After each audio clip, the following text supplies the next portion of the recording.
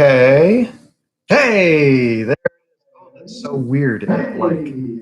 It's like, okay, well, I'll close this window because it's all yeah. Okay, cool. Hi everybody. Hello. Oh no, oh no, there's three of you now because I was one of the ones waiting. Okay, hello. Hello. Welcome. Let me do this. Yes, it has begun. Can you all hear me? Let me know if you can't hear me for some reason. And let me know if you can't see me or anything like that. There's the chat there that I can see, but I just want to make sure, hopefully this is all, it is doing this properly. I will assume, hello, I will assume that, okay, cool, Pitt can hear me. Okay, cool, sweet. It is a pleasure. Oh, look at you all. Look at you all here. Okay, well, thank you. I am flattered that you have come out to this. Well, not come out because I'm assuming you're in the comfort of your own home, but I'm a little nervous, but it'll go well. I've done this once before, so I'm going to try to pay more attention to the chat. My plan right now is I am going to what's that? Once its bit rate back. I don't know what that means. I'm sorry. But I am going to answer a question from the video or answer a series of them or address a person. And then if people have questions in the chat, I'll switch over to that and try to answer some things there. Yeah. Yes. But let me just check one thing. I just want to see. I mean, if there's any problems with video or hearing or anything, just please let me know. Hopefully it's keeping up and everything. So I'm actually just very quickly, I want to check to see what it looks like, and then we will get going.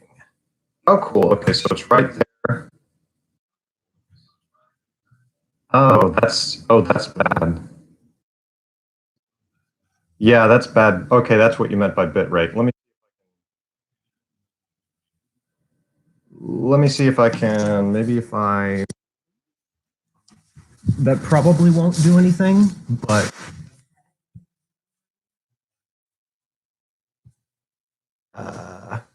oh, sorry.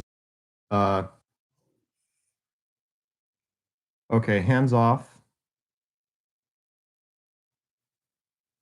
Okay, well, we're just gonna go. Okay, cool. Sorry, I'm touching the thing.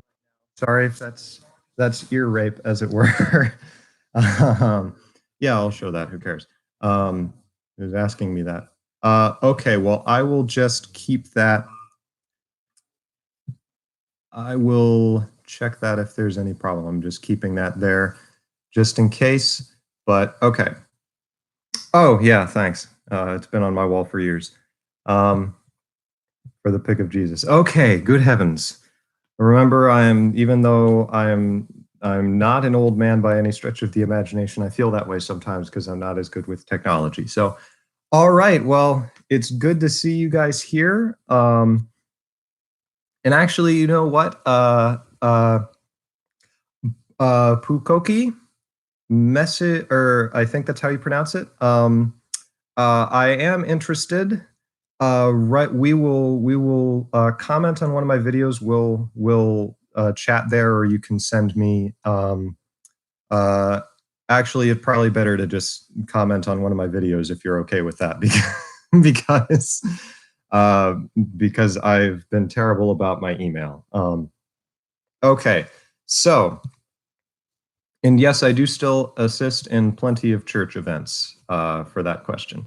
So I'm going to start with the first question that was commented on the video, or at least the first one that's come up. And I am hoping to get to everything. And if I don't get to everything, you know me, I'm probably going to spend a bunch of time doing a not live to answer the couple of questions, but hopefully it won't be a big mess of them. So I am going to not look at the chat for now. I might glance over at it a bit, but it'll distract my train of thought. So first question is Osama Al-Ghamdi. I hope I pronounced it right. And he asked a number of questions. The first, so I'm going to go through all of them right now because I don't think it should take too long. First, I would like to express my appreciation of your work. Oh, thank you.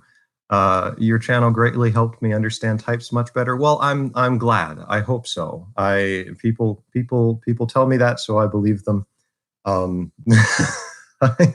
I am very glad that is doing it has helped me to understand types better. So explaining it. So your questions. Number one, what's your plans for future videos? Will you make more videos about socionics? And what about the Enneagram? This is a perfect question to start off with. It's almost like channel news. So my plans for future videos, I've been thinking a lot about that. And I found I often need a certain degree of inspiration with my videos for me to really move forward with them. And I think that's why I haven't made as many as of late, because I've been sort of a number of other things have been going on in the background and stuff. But I do, because a number of people have mentioned the type story, and I think someone else asked a question about it. Oh, that is your second question. Are you still working on the type story? I think the start was great and looking forward to the rest of the story. Well, I'm glad you are. So let me talk about that briefly. So I started the type story. I've just been having a really hard time figuring out how, not so much with like the story, I mean, I can tell stories a lot fairly easily, but it's more with, well, making up the story, I can do that, but it's more figuring out how I want to tell it. And I kept getting nervous in front of the microphone because I get so nervous that like the way that I tell it is going to make me sound kind of stupid or like I'm trying too hard or something.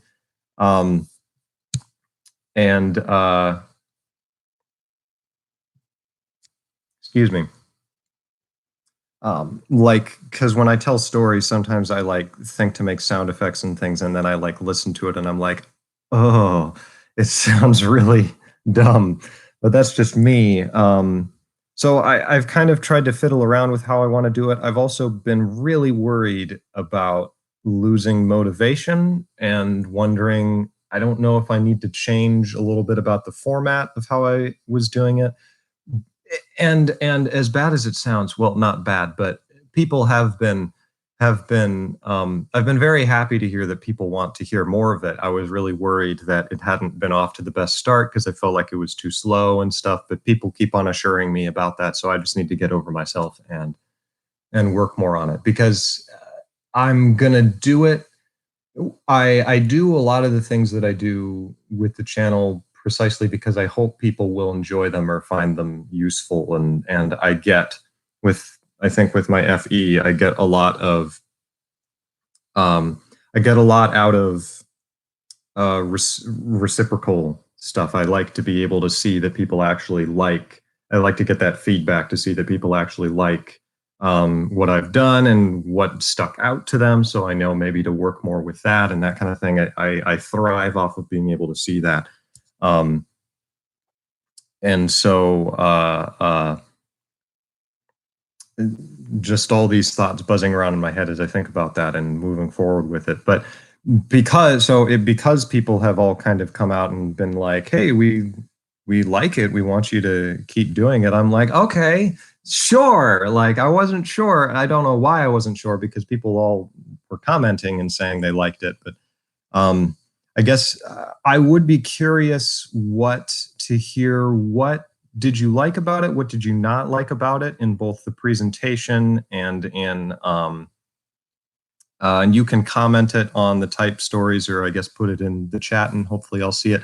And I am planning, by the way, on, just so you know, I'm going to if I can, copy all of the chat and paste it in a Word document or something after this, even though it'll be super long, just so I can have it all, because I like to hoard sometimes.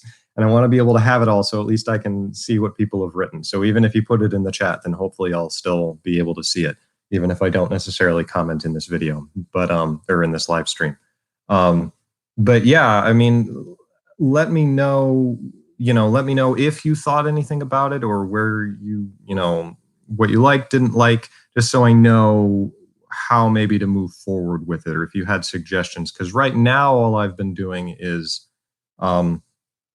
I have what I want to say in my mind, but then there's no script. I'm just sort of improvising it, and then I hammer it together. And I'm kind of wondering if that's actually as efficient a process as I thought it was going to be. I don't know if maybe at some point I'll just sit down and do a much more informal improv recording. And my only worry about that is that it would be long and it would be kind of more rambly, and I'm worried if that would turn people off and that it wouldn't be as interesting to listen to. So anyway, I will look over and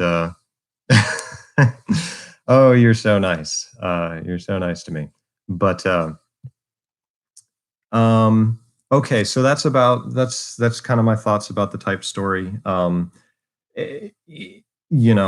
hope I can do well with it in the future. I would really hope that I would be able to tell a really fun story, or at least a very satisfying story that actually does capture as best as I can elements of the types, and people can actually identify with their character. That's what I would hope for. Or at least be like, that's a cool character that you made of my type. Like, that would be super awesome, because I've always kind of wanted to be able to see that.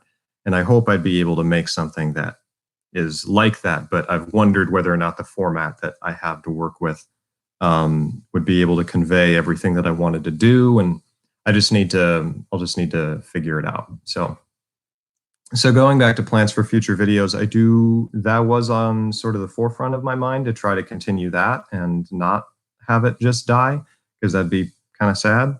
But as far as like actual information videos, I've been working a lot. I've almost been focusing all of my thought with typology into the book that I've been writing, which I've mentioned a number of times before. But it's almost like there's a part of me that feels like if I were to make a video about things I talk about in the book, then there wouldn't be the need for the book anymore.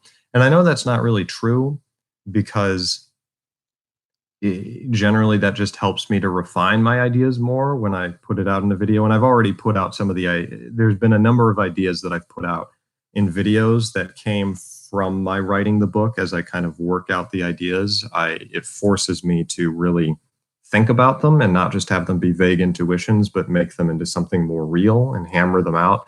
And that forces me to have to innovate more and to work out kinks, and that opens up new channels, and so it's really good for me to be able to write. So I've been focusing a lot of my efforts on that. But people have already told me plenty of times what they'd like to have videos on. So I've thought about it in regards. So this is interesting. Let me grab something really quick. It's right over here. So this relates to I don't know. Sorry. I might in the future. I don't know about socionics. I haven't had that in mind, socionics, to make more videos about that in the future. But I mean, if there was like a great public outcry for it, then I guess I would feel compelled to do it, more or less. As far as the Enneagram, it's interesting that you mentioned that, because just yesterday, I was going through used bookstores, particularly one, and I happened to find this. I don't know if you can read that, if it's backwards, but it says the Enneagram, and I'm pretty sure it's a classic text on it. And I found it, and I don't have any books on the Enneagram. Everything has come through the internet in various means, but now I actually own this book. And just as a side note, for my book, I want it to feel like this, like the size, feel of the paper, like the fact that it's not too long. I would prefer to have smaller type because I like stuff to feel a little bit denser, but for this book, it works perfectly fine. And to have sort of the feel of this. So if you're wondering what I mean when I say I'm writing a book, I'm thinking something like this that is not too thick and stuff. And I don't, probably most people, it'll be much more convenient to have it as an ebook whenever and however I bring it about. But I do want there to be an option for it to be a print book because I love print books and I have a hard time reading ebooks. So anyway, that's sort of just a side note. But so yeah, I don't know if that fully answers the question, but I really ought to, if anything, the first thing that's on my mind is to continue the type story and to do more with that. So I've been thinking about that. Well, going off of the book, the third question is, have you considered becoming a writer? I mean, you already write scripts for your videos, so why not write books, which would make you money as well? I think the success of your channel shows how good of a writer you are, and so I believe you should make the best of your potential. That's very kind of you. I've thought about being a writer for a long time, actually. Since I was in like middle school, I was suddenly like, ooh, I can write. I wrote, what did I do? I was in like a writing class in middle school and I started writing this story and everybody could present their stories in front of the class and I presented mine and it was like the first chapter to like an epic saga that I just kind of started writing and like everybody in the class loved it because I also have this performance element, or at least I did, where I just kind of really got into it and was like doing voices and like up to then no one had done anything like that because they all just kind of got up there and just read it from the paper awkwardly and shyly. But then I got up and was like Homeric hymns or something, like I'm reading the Iliad, like in this great voice. And I'm exaggerating a little bit, but they all loved it. And so it like became like a thing where I would write and present, like it was like a serialized adventure. I never finished it because it like was just going all over the place. But that was when I first realized, oh, I can write. Like I could write a story and like tell it to people. So so I do plan on doing it. I am writing the book, and I would love to be able to write books. But it's just taking a while as I figure things out. I have been working on sort of a novel. It's still pretty like, well, I've worked on a number of different novelish projects and none of them I've finished, but I've been working on sort of kind of a novel that it's still pretty sketchy, but it's something I've been working on. That's something maybe I'll talk about when things are more finished. But so at this point, let me see if you've all been behaving in the chat.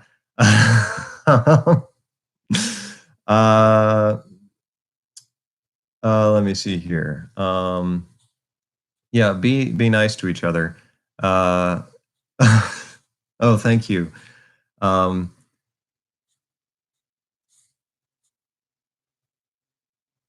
Yes, I would consider myself something of a storyteller. I don't know if that's really come through because of the format here, but maybe if I live streamed a story, but I feel like that'd be too pretentious. And I'll answer one of the questions real quick in the chat. Hi, Michael. I have great difficulty getting my type right. The more I read, the more confused I get. Would you be willing to help me out? I love your videos. Okay. I will get back to that because I'm pretty sure there's another question that's just like that. And even so, it's a good thing you mentioned that. Michelson, I believe is how you pronounce it. Because you know what I need, so there's two other video ideas that I've had for doing in the future that I've felt kind of a bit of an urge. One is to do another video that addresses a little more to do with critiques of MBTI and critiques of typology and trying to deal more with that. I already did my more informal video, but I've thought about trying to do something that's more comprehensive, but that would probably take a while because I want to make sure that I get all my research right, get my ducks in a row in a more comprehensive sense. The other one is specifically to try to make another video that really goes into depth in typing yourself, because that is a fascinating and obviously one of the biggest things in the community is people have a really hard time typing themselves. And you know what would actually be I mean, I have lots of anecdotal information to work with. I have lots of anecdotal information to work with, but if you guys wanted to, if anybody wanted to comment, or you could put it in the chat so I could read it later, however you want to do it, if you want to write, how does it feel? Like, what is your, just so I have even more information to work with as to how it feels to not get your type right and what's going on in your mind, because it's an experience that I haven't had, because when I found out INFJ, it just sort of clicked. I have wondered, and I don't know for sure, but I've wondered whether or not, and a number of people have theorized that NE as a function just makes it much harder to feel certainty of what type you are, because that's a function by which you grip onto ideas with, and you intuit your way around more ideas. And I tends to be much more certain, because it just kind of, at least for me, it tends to assert itself and be like, once it's made up its mind, it kind of has that element that's similar to FI, in that it decides, yes, this is the truth. This is how I'm going to, this is what I'm going to work off of to proceed further in understanding the world. This is now my perspective from which I'm seeing everything. And it's very difficult for them to have a whole complete revolution of that. It's more, they start from that point and work from it. But NE, it doesn't have that, it doesn't like plant its flag down. It doesn't have that subjective involvement. And so with NE, I want to say that the majority of the people who struggle a great deal with finding their type, it's ironically a sign of their type involving NE in some way. But I don't know enough to be sure of that, and I'm not willing to like state that for certain, because there might be INFJs out there who are confused for some reason. But that's my inclination to say. And anyway, that as far as, and that's my problem, is that because I just didn't have that experience, so it's almost hard for me to figure out. And I have made a couple of videos that you can find where, actually, it was just the one video mainly where it was about how to type yourself. I think you can just type in how to type yourself, Michael Pearson, it should come up. And maybe that'll be helpful, hopefully. But I would like to try to address the topic a little more clearly and try to figure it out, because it is a very continuing problem, and it makes complete sense that it would be the case, because this stuff is complicated and it's also subjective by nature. And so and that's why with NI, it's like, oh, this requires subjective confirmation. Great, I'm all on that. Like, I believe things because I will them to be so. I'm exaggerating that, but NE, like, it removes that subject. So NE, in a similar way to FE, it's like it's not so sure about what it itself believes in the same way that NI is, if that makes sense. Like, there's this, from NI's perspective, NE has like this sense that it's not, NE in and of itself can have a feeling that it's not like, it's sort of like too broad, and it's shallow, and it never is certain of anything. It's too skeptical, and it always keeps getting distracted by information that from NI's viewpoint doesn't matter. because and I already decided on this, and NE is like, well, but you just decided you were INFJ. That's not confirmation. And it's interesting because in my experience, as bad and weird as it sounds, it's not quite that simple, because that's certainly how it seems, but I know it makes it, the fact that I'm INFJ just has continually made so much sense, in its ability to be able to explain things about my behavior and how I think, and continually help me to understand other people, and it's just continually helped. So I think that the difficulty with typing yourself is, I'm inclined to think that it's mainly rooted in actually a typology difference, that it's often difficult for NE types to type themselves. But let me look more into that, and please let me know what you think, because I'm sure you will. I'm looking again at the chat to see what people have said. Somebody asked me what I had for lunch. I'm not going to answer that because I don't feel like it. Yeah, so NE deconstructs things. Yes, so, and for anybody who's come in who is new, the way I'm trying to do this is I'm switching back and forth between the chat and the questions that were posted on the video, with a bit of a priority shown to the questions already posted. But so I'm going back and forth. I'm not, there's no way I'm going to be able to see everything in the chat, but I am planning on copying and pasting the chat into a Word document to have for later. So I will eventually see what you've written. So hopefully that will be acceptable. Sorry if I hurt anybody's ears. I had to shift the computer again. So continuing with Osama Gamdi's questions, question number 4. Watching your videos got me interested in reading about philosophy. So is there any good resources you would recommend for a new student of philosophy? Well, I would recommend, that's a good question. I can recommend my own education, which was, I was very fortunate to have a very good philosophy professor in college, in undergraduate years, who went through in a very good way the history of philosophy and such. But really what I mainly did was I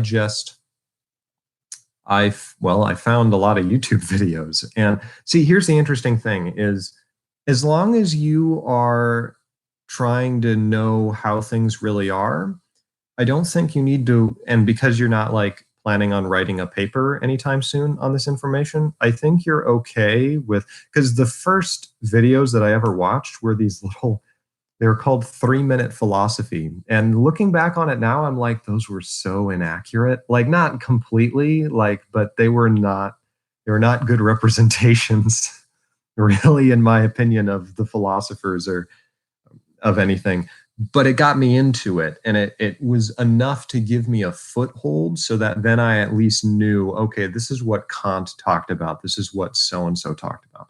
So that was the very first thing that happened, was I found something. So I think School of Life is pretty good in that regard, because it gives you a short video that gives you something to attach to with these figures. That helps me anyway, because then I have something to associate with them in my mind, and then I know what we're talking about. Even if I decide later, yeah, that wasn't a good representation they did, or it was too agenda driven, or whatever, as long as I trust myself to be able to make that judgment later. So that, I mean, I'm fine with using like YouTube videos to start yourself out. Just, is like, I'm interested in this figure. Who is this guy? Let me watch this video and see, and just keep in mind that maybe it's not the best representation. From there, read the classics. Plato, Aristotle. Plato is definitely something. And honestly, the first few things one of the first things I read was Plato's Republic, and contending with that, but also Plato's Apology of Socrates, and some of the trial and death of Socrates is Plato's Apology is, I think, the greatest work of philosophy ever written. which is pretty strong words, not like necessarily in like content, but just in the fact that it's such a beautiful and compelling. There's just something about it that really touches me every time that I read it. It's very powerful, and it's like what kind of really kicks off at least Western philosophy in a very important way. And I think it's a very good start to it and captures the spirit of it. So definitely read that. Read Descartes' Meditations, some of these basic texts. That is not exactly, I read Plato's Republic, but then, of course, after that, I decided it'd be a good idea to try to read Wittgenstein, and it took me forever. Like I did not understand anything the man was saying, because I was like, I'm going to read the Tractatus. What is happening? But I was so freaking determined to understand it. So, I mean, contending with him and trying to understand Nietzsche, they were kind of Nietzsche especially taught me so much about philosophy, because I was reading Beyond Good and Evil. And like, I had such a hard time understanding what he was talking about, because I had no philosophical background at that point. But I wrote all these notes in the side notes, and I just contended with it. And, when you do that, you really start to learn things, because even though it's really messy at the beginning. So I don't know if that helps at all. I just say jump in. Like, even if you just are like, I'm just going to read everything that was written by Kant or something, or I'm just going to try to understand Unamo or Voltaire or something like this, Heidegger, and be like, I want to understand this guy. Like, I don't think you can really go wrong. So that's just my opinion anyway. And number 5, last question from Osama. If you want to figure out someone's type in real life, how do you go about it? That is a good question. I was thinking because I read through the questions before I started, and to try to give myself a little bit of thinking time. I was just checking that. How to type somebody in real life? Because obviously I've done that plenty of times. That's all the time. Well, let me give you an example. So in some stuff in case anybody didn't know, I'm from the Church of Jesus Christ of Latter-day Saints. So that's why I have a picture of Jesus on my wall. So I've done church stuff. And in some of the church stuff I've done, I've worked with a number of other people of all kinds of backgrounds and all different kinds of personalities. And so I remember I was called to be or I was, for lack of better words, appointed. That's not the best way to put it, but I was with this group of people doing like planning stuff for church events, and one of the other people, I believe now, is a very good example of the ESTJ. So how did I type that person? How did I come to that conclusion? Well, I watched them and I theorized in my head. It's very kind of, because that's just how I think. So I was just like, I wonder what, first I was like, I wonder what type he is. And then I just sort of watched him, and I let my intuition be like, okay, what types do you come to mind when you first look at him from what you know about him? And I narrowed it down. I'm like, okay, well, he seems to be more extroverted. He feels more like he's with TESE, sort of presence kind of mentality. Maybe I'm wrong, but he seems like that. And as I watched him more, and the way he talked, and I paid attention to like ways he might annoy me, or like, oh, I'm not, and I'm like, okay, that would seem to be potentially a sign that he's more of like an STJ or something, because I know that as an INFJ, I often clash with them in just how we express things. But then, and you always take it with a grain of salt, but and I don't know how else to put it. And I don't know how much of this is not useful for an NE type who doesn't, because I think in this NI way, NITI way. And so I don't know how much applies to other people, but it's very kind of just touch and go. I just sort of watch, and the conclusions just slowly form over time.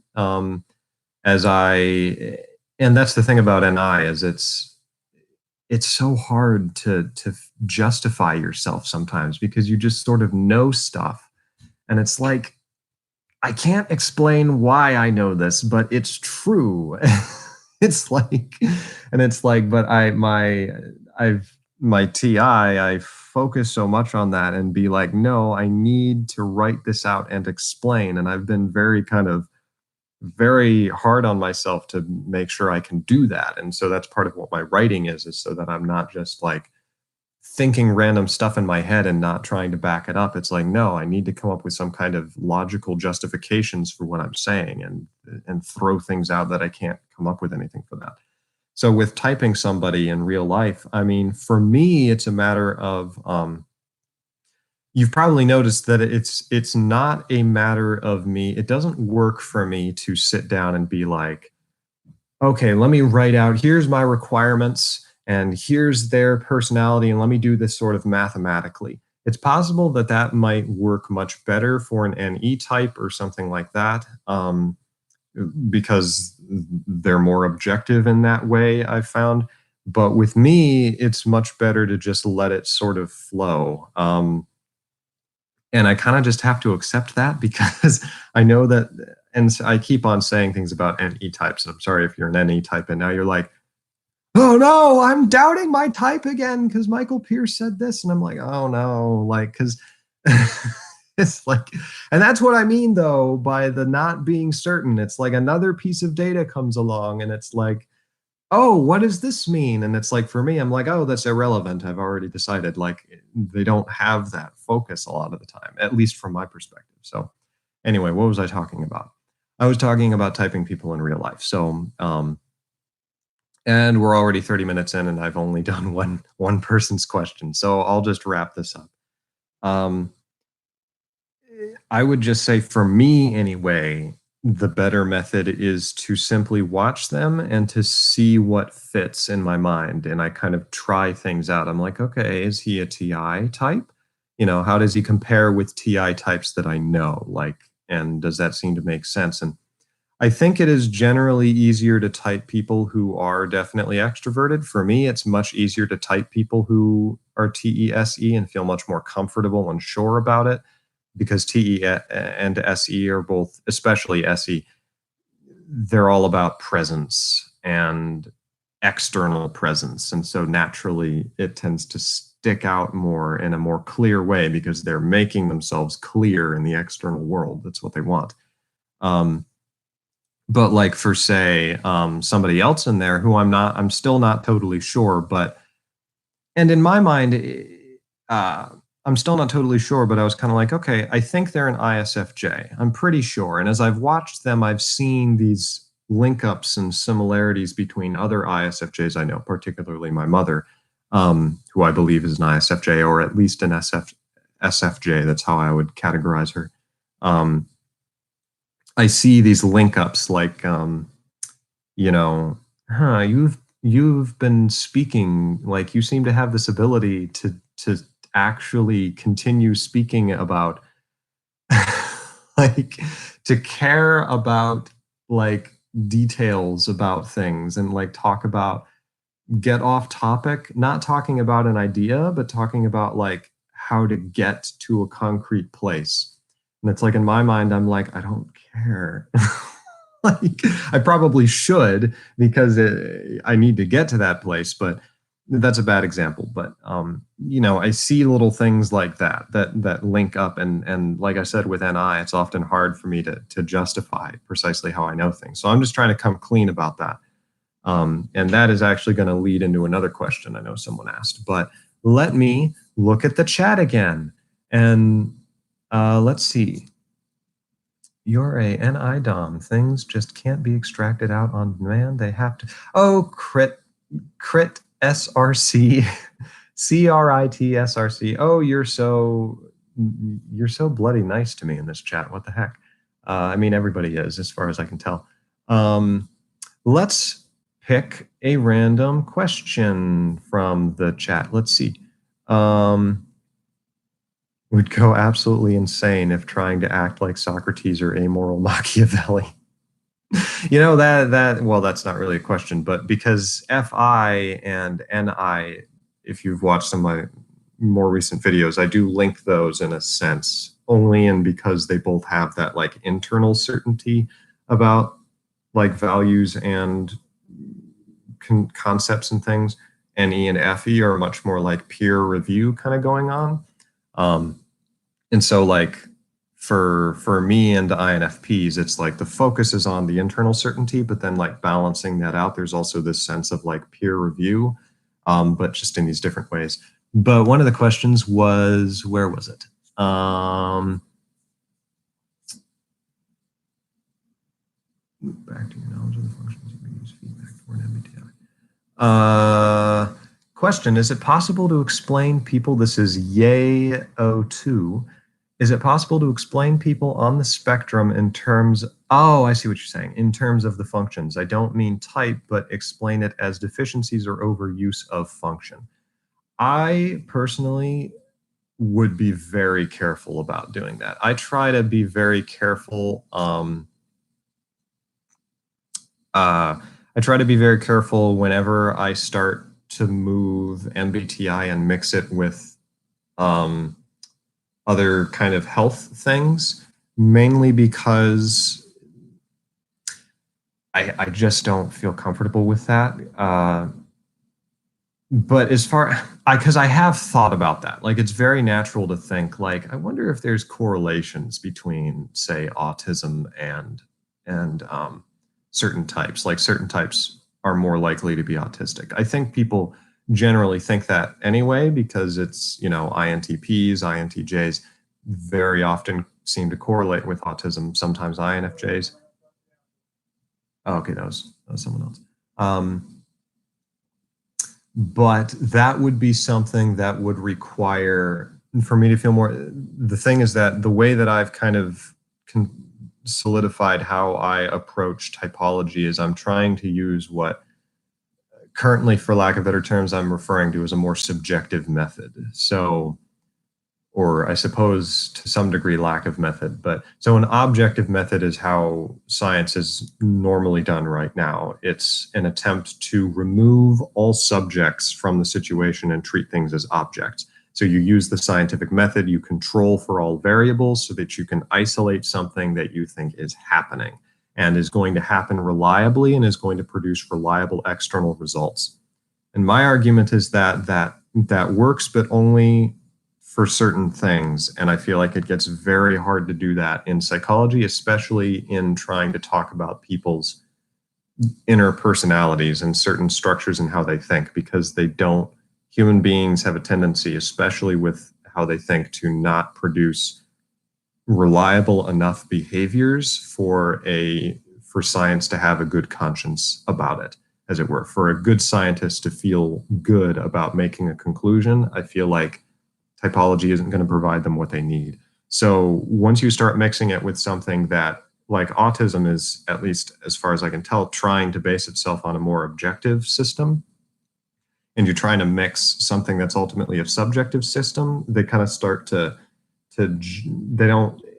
I feel like it kind of has trouble jamming together because the criteria by which things are confirmed are not the same. And so it's almost like, I don't know if that makes sense, right? Because like in order for you to show that there's a correlation between autism, between something that is confirmed via objective methods and something confirmed via subjective methods, and by subjective method, what I mean is using more like intuition and being able to trust your insights to a degree and correlate with other people and decide, okay, this seems to be working, this seems to be explaining this has a great deal of explanatory power, this seems to work, oh, that didn't quite work. Was that legitimately because it doesn't work, or was the person just not familiar enough with himself? And it has a lot of, that's another thing I want to make a video about, is talking about that method and critiquing it, not because I want to destroy it at all, but because I want to try to show, okay, here's limitations of science, and here's the really good things it does, and here's limitations of this more subjective, almost Jungian method. And here are the problems that it can lead to, because there's a number of them, like people having a hard time figuring out their type, people it being much harder to come to consensuses about things, you know, that kind of stuff. So I don't know if that really answered your question. I guess it more gave you a notion that I'm like, no, abort. But that's what I've got there. There was one question that I saw that I was like, oh, okay. Free again asked me if I'm dating an ISTJ. I did briefly. I talked about that in my In Defense of Jungian Typology. And you mentioned that in a, yeah. I did. I went on a number of dates with a very nice girl. I'm not going to mention her name because it would embarrass her. I don't think she watches these, but she was very, very nice. She typed as ISTJ, and I hope the very best for her. But we're not, we're like on opposite sides of the country now, so it doesn't really matter. But I mean, it was, as far as like insights for Jungian stuff, it was, I don't know, we got along very well, but I think it was more in despite of our personalities, because I don't know if there wasn't so much, it just worked because we both were, I think it worked because we just both had like other things in common in terms of like temperament, and like we were really nice to each other and stuff. And, but there wasn't more of a click there. Like I even hesitate to say whether or not, well, we were dating, but briefly, but anyway, I don't know if that answers the question, but okay, I'm going to actually answer some of the questions that you poor people commented on my video. So let me move into this. Gabriel Johnson has asked me, number one, Alex and Calypso at INTJ and INFP Coffee say that SI users tend to draw symbolic associations while SE users tend to draw literal associations. Does this sound like it fits with your understanding of the functions? Sorry, not trying to start an interchannel war here, just wondering. Oh, there's war, all right. I don't know, that's just... Not really. I'm Alex and Calypso. If you watch this, shout out to you guys. Sorry, I never responded to one of your. You had responded to a comment that I made. No, you'd sent me. Oh, gall, you sent me an email after you had typed me via facial expression stuff, and I never wrote you back. I'm so sorry. I didn't. I think at first I was kind of like, well, I don't really know what to say in response. I hope they didn't take that as like I hated them, because they didn't type me as INFJ. I also, I had to send them like some money or something, because you guys should check them out, because they've been trying to start. They have a website where they offer to type you via facial expressions. They'll accept videos and stuff. Check it out to make sure that I'm right about all of this, but or not, because that's how it was for me when I did it, but that was months ago. But I did it, and they as far as my facial expressions go, they did both type me as INTP. So I guess that's a point in the basket of all you people who think I'm INTP.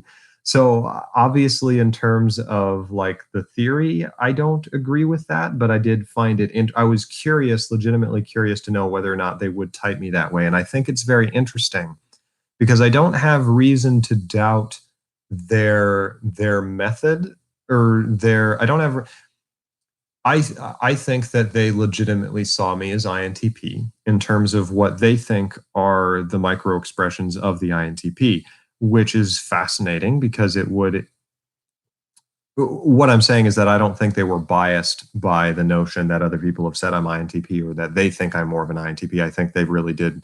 I have no reason to doubt that they were actually looking at the footage, obviously.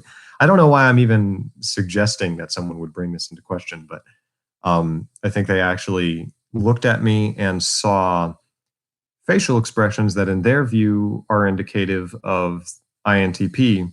And I think that helps to explain a bit more, because I'm willing to believe that I look like an INTP from this external standpoint, even though I don't believe I actually think like an INTP. And the only thing I can explain is that I feel like I've just taken a lot of cues and things from my dad. And, and of course, there's obviously the thing of, someone could argue that their criteria are off, but I'm not judging that. I just think it's interesting. They certainly didn't type me as like ESFP or something completely off the board, so it's interesting.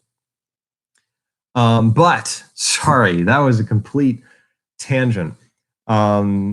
The actual question was, SI users tend to draw symbolic associations while SE users tend to draw literal associations. I actually watched the video that you're referencing here.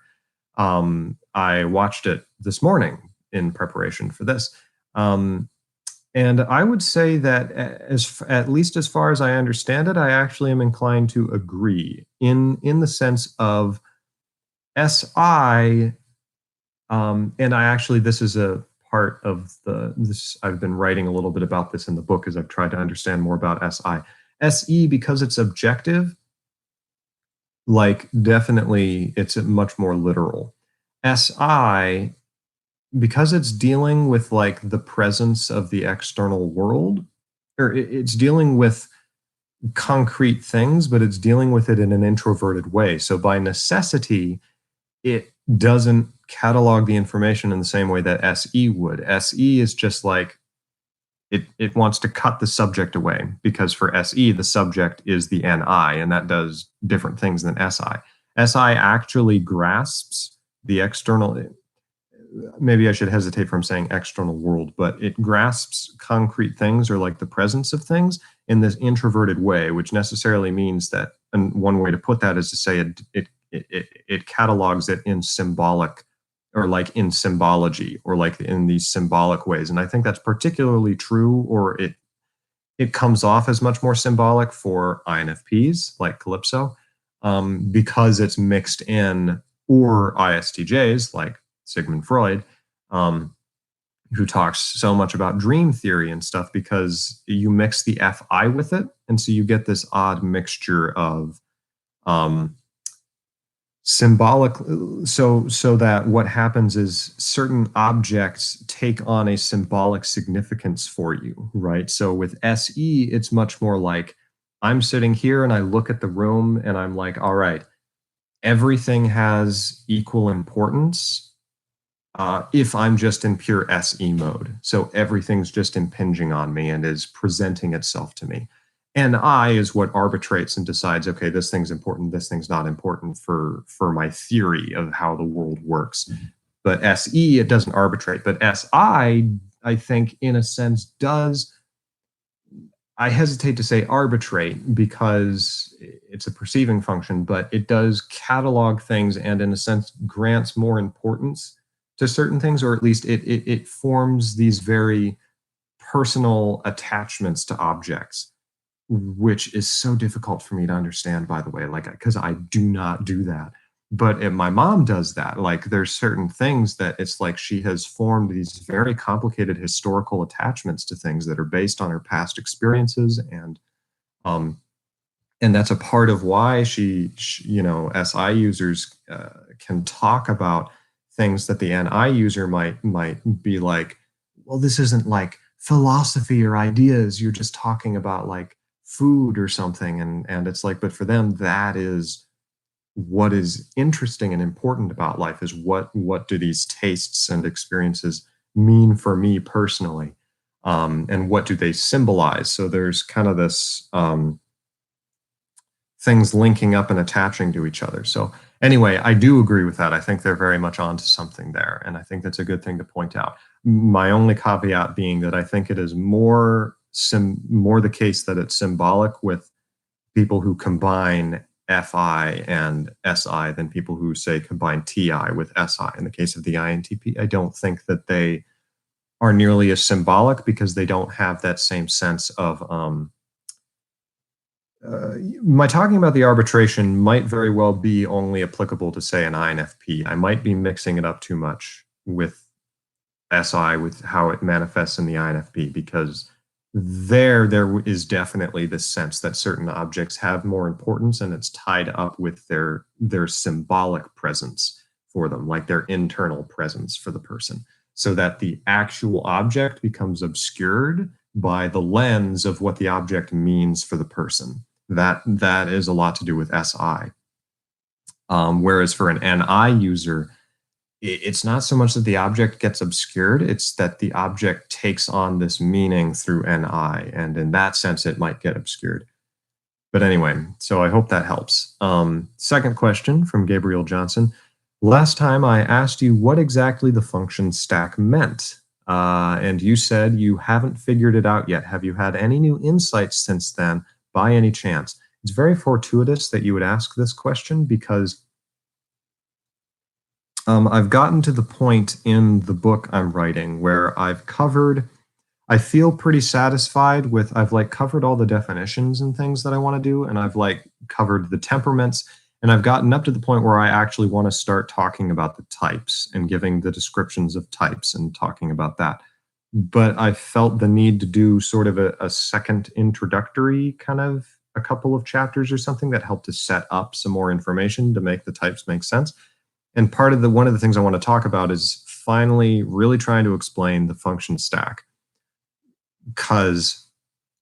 And I don't know, because ultimately how I'm going to answer is no, I don't feel like I've had really any more important insights. But here's what I will tell you.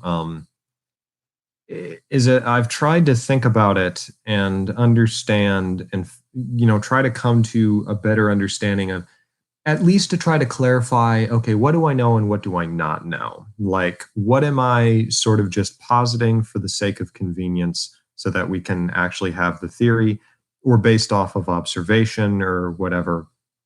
What is a convenient notion to help organize information, and what is actually justified by reasons and things?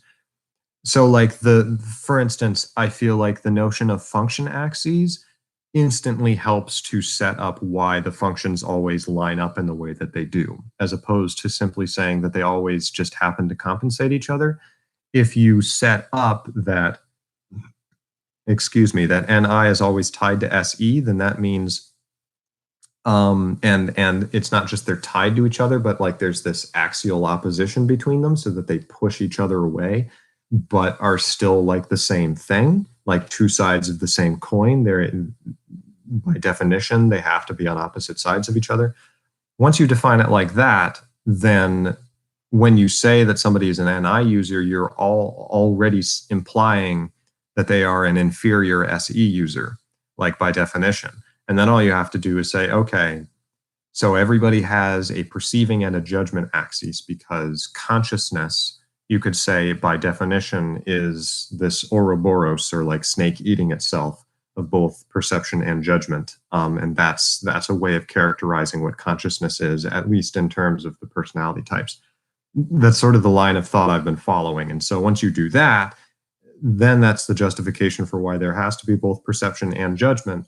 And if they're both axial in nature, then you put them in a cross, and now you have NISE with this sort of more neutral cross of, say, FETI. And then the only problem there is deciding whether or not there's any justification for why FE is, quote, more conscious or more dominant than TI, and what does that really mean? Like, that's been sort of the thing I've been really kind of stuck on, is trying to figure out, okay, what do I really, like, first of all, is that really the case? But I'm actually inclined to think so. I feel like the types, for some reason, the people I've met who fit into types, and maybe there's exceptions, but I feel like generally the rule has been that there's something that distinguishes FE and TI. And the only people I've found who have given stuff that has linked up with my perception of reality is some of the socionics theories that, have tried to lay out the 8 function theory in great detail. And so I'm trying to look more into that, and trying to understand even more about that than I've already put out in videos, and to try to adapt more of that to my own thinking, to understanding, okay, why is the auxiliary function auxiliary? Why is it always FE? And I don't know if I'm going to describe it so much in terms of it being like a ranking, so much as it being like this cross, and each of the positions ends up taking on a certain kind of role or character. So that's kind of what I've been thinking of. So that's where I'm at. That being sort of the main problem I've run up against, is trying to determine what am I supposed to do with this axis, and what precisely does it mean that some functions are more dominant than others. Because I feel like I've observed that, but I need to just try to narrow down precisely what I'm observing. So hopefully that helps. I'm going to look at the chat, which I've been neglecting. Oh, there's so many of you. Once again, I'm not policing, so please be nice to each other, just in case that's a thing. I'm just picking one out. Michael Michelson again, how to tell a shy ENFJ apart from a talkative INFJ? That is an interesting question. It is very tricky, and I think the first thing I would say is, I don't know if, I guess in some sense we kind of have, this brings up the question of how do you actually confirm somebody is a type?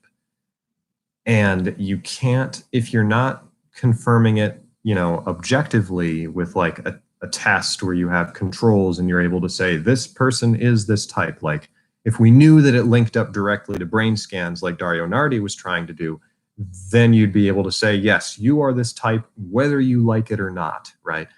Which people are terrified of that notion, I think. But if you could do that, then you could do scientific testing and all of a sudden it becomes scientific. But I don't think it links up quite, at least it doesn't yet. Or because I haven't heard anything else from Dario Nardi. I thought his book's very interesting. I think he has some very interesting concepts to help elucidate the subjective descriptions of what it's like experiencing these types. I don't know if his attempt to link the subjective experience to definite objective factors, I don't know if that has worked, because I'm not a neuroscientist and I haven't heard anything else from him on this. I haven't tried to contact him, but maybe somebody in the chat knows something. Hopefully I'm not misrepresenting. But anyway, in determining a shy ENFJ from a talkative INFJ, and this goes very nicely into what I was talking about with the function stack of trying to figure out when is it that FE is here and when is, and I think that the way you can tell is via the tertiary function, because assuming that the traditional stack that you have, where it's tilted like this, right? So that FE is up here in the INFJ and TI is down here, and they have different roles. I interviewed him. I believe he's an ENFJ. I'm talking about Brigham. I interviewed him in a video that you can look up, interview with an ENFJ. A number of people have contended whether he's an ENFJ or not, and I kind of expected that, but I believe that he is. But I believe he's a much more reserved ENFJ. He's not as bombastic as some other ENFJ friends I have. But what distinguishes him from me, we watch like shows together sometimes, and like if he's watching, then he'll be like bursting out laughing because like just last night we were watching some show, and like we just differ so much sometimes on how we see what TV shows should be.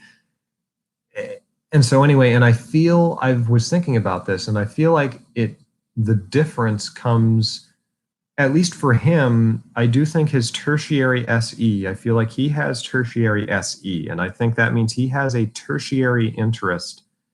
It almost this, it's not who, SE is not who he is, but sometimes it's almost like he wants it to be, in the same way that I want TI to be a part of me in this odd way, this tertiary way. I feel like types, the tertiary function almost is like how they think, like what they think will solve everything in the universe. Like, I think socionics has probably already pointed this out.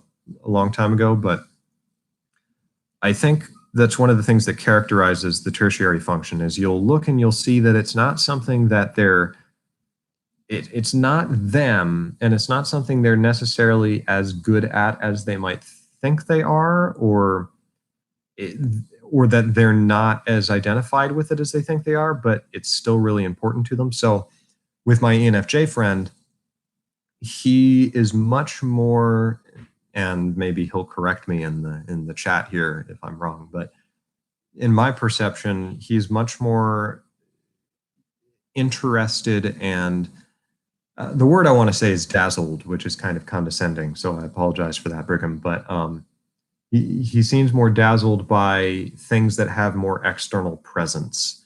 And he's much more, he likes it when the characters show this external skill and prowess. And he gets irritated with a character who is not justified to have that prowess. Or doesn't have it at all. And I think he's actually more irritated when they don't have it at all. He wants his characters, his main characters, to be like competent and strong and to have this kind of SE quality to them, like Sherlock Holmes could basically do everything. Because I think Celebrity Types is right that Conan Doyle was an ESTP. And Sherlock Holmes, therefore, takes on a very STP quality.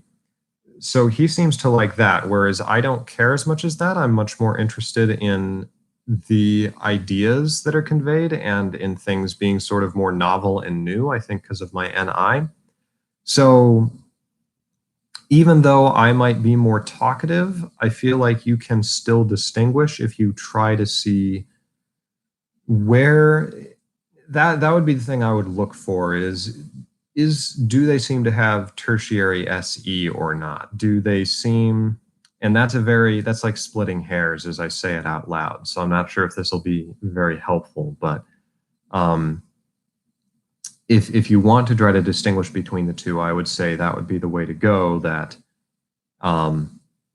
the ENFJ, their SE is tertiary, and therefore it's a bit more present, and there's much more of a sense that they will appreciate external shows of prowess and of competence and of like making yourself more present in the external world, whereas the INFJ will not have that as much, or it will only come out in these very like erratic bursts or something, if that makes sense. I also think that INFJs will not be so, because they're not dominant judging types, they, like me, they're much more likely to just sort of sit and listen when you're talking. And if you ask their opinion, they're probably more likely to dance around the bush, and not because A, they're trying to be nice probably, but B, they're more interested in just, they don't want to cut off avenues to new information that might crop up. Whereas I think the ENFJ is much more likely to not be able to suppress their opinions about things, which I think is very much the case with Brigham. When I was watching a show that he liked, I held my tongue, or would only comment. I didn't say, like, I wasn't criticizing the show, but when we were watching my show, he could not resist from like just making jokes and expressing how he didn't like the main character and he didn't know why. And it was just, it was funny, but it was, that was another big difference, is it was just this very clear judgment versus perceiving difference, that he was much more focused on, no, I don't really like how this character is portrayed. It bothers me, or something like this. So I don't know if that helps, or if you guys agree with that, but okay. I'm gonna look again at the comments. We have free again. First question I have, how did you compile data for your type videos? For example, do you interview a certain set number of people for each type? Excuse me. Do you rely mostly on observations? Do you trust observations more than confessions? How did you integrate your readings of Carl Jung with your information gathering process? For example, did you ask people you thought were ISFJ, ISTJ about introverted sensing, etc.? So let me answer that one first, because that's a very good question. So my process was a bit different for the original type series versus the revisiting the type series. The original type series, when I first started doing it, I mean, it was really a combination of all those things. It was a combination of, I had spent time on my ecclesiastical mission, just watching people, because that's what you do. You meet a lot of people and you see them, and you meet some people very intimately. And I knew about typology at that point, and I was able to tell some of my companions about it and share it with them and see how they reacted. One of my companions was an ENTJ and was very excited by it. We had an interesting relationship that I enjoyed. I was very glad I had him as a companion, which was interesting because we got along well. It was very interesting. But I talk about him a little bit in the original ENTJ video I did. So I was drawing off of observations. But it's definitely, it kind of goes into the same way that I type people in real life, where it's like there's definitely an NI attribute to the process where it's difficult for me to almost pull apart exactly what happens, that I come to conclusions. And I'm always a little, once I think about that, I get kind of like, is that a good thing? Because it's like, if I'm not able to explain how, if I'm just ultimately saying I have a good feeling, that's not a good justification. So I need to think about it more. But so I try to do the best I can. But it's a combination of all those things. I read Jung, and I'll just see that ideas work, and I'll see or experience when ideas are not working or do not make sense and do not explain things. And it's often difficult for me to exactly pull apart why they don't make complete sense until I finally figure it out. Hegel is like the patron saint of like NI, like he's so NI. His whole notion of dialectic moving is very, very NI, and how he would try to reason through things. It's like, you don't understand it until you fully circumscribed everything, until you finally have like the full system worked out. And anyway, that's just a side note. But in compiling the videos, I mean, it was just a mixture of me trying to make sense of what I saw in other people and trying to see what worked, and then talking with them. And often it would be frustrating because I would try, I was always looking to see that light in people's eyes when they suddenly recognized, oh, you are describing me. Because there's always that moment when I'm talking with people that something that I say clicks. And then I'm like, okay, so subjective confirmation, they recognize that. Like they recognize that. And I'm willing to believe them. Like there's a certain, that's why I'm like, this is not scientific. Okay. Like I cannot ever claim that. And I need to make sure that I'm trying to trace out more exactly what this process is, so that I can try to critique it and make sure that I'm doing it right. But like, there's always that moment when somebody's eyes light up and you realize, okay, so that made sense to them. Whereas this other thing I was saying didn't make sense.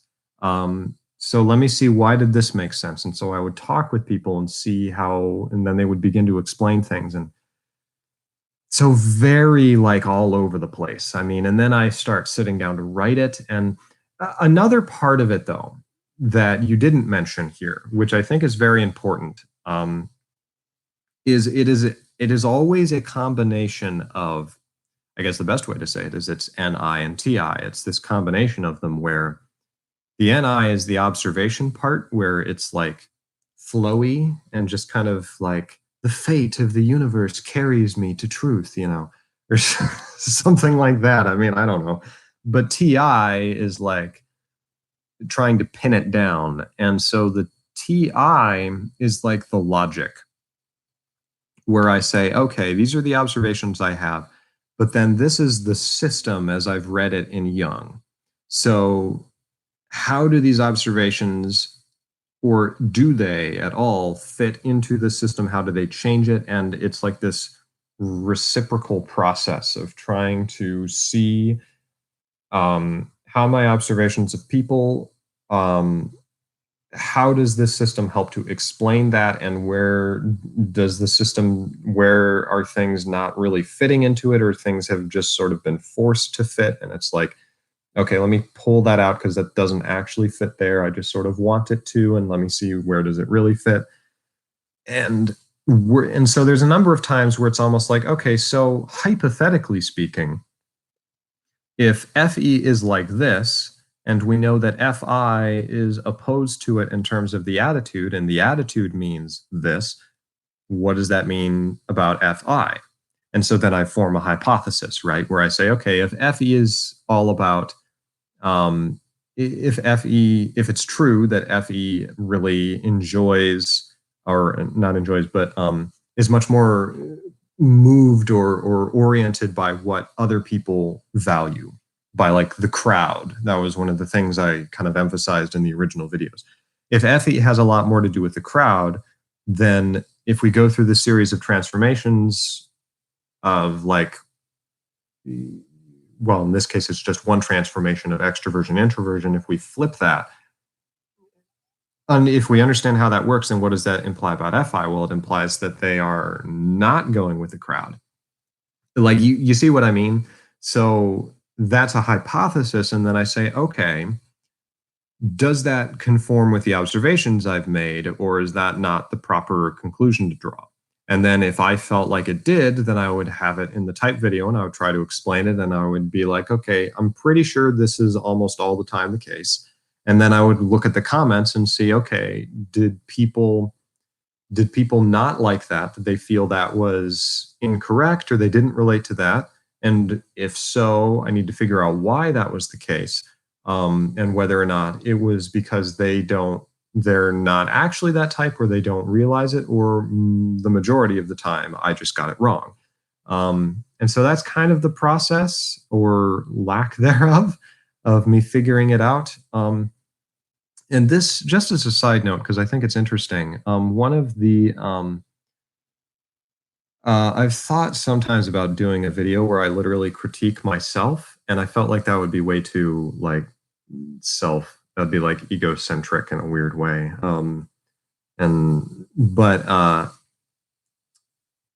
Because I do believe I fit very nicely into what I've sometimes called the theocratic temperament. So that's the NFJs and the STPs.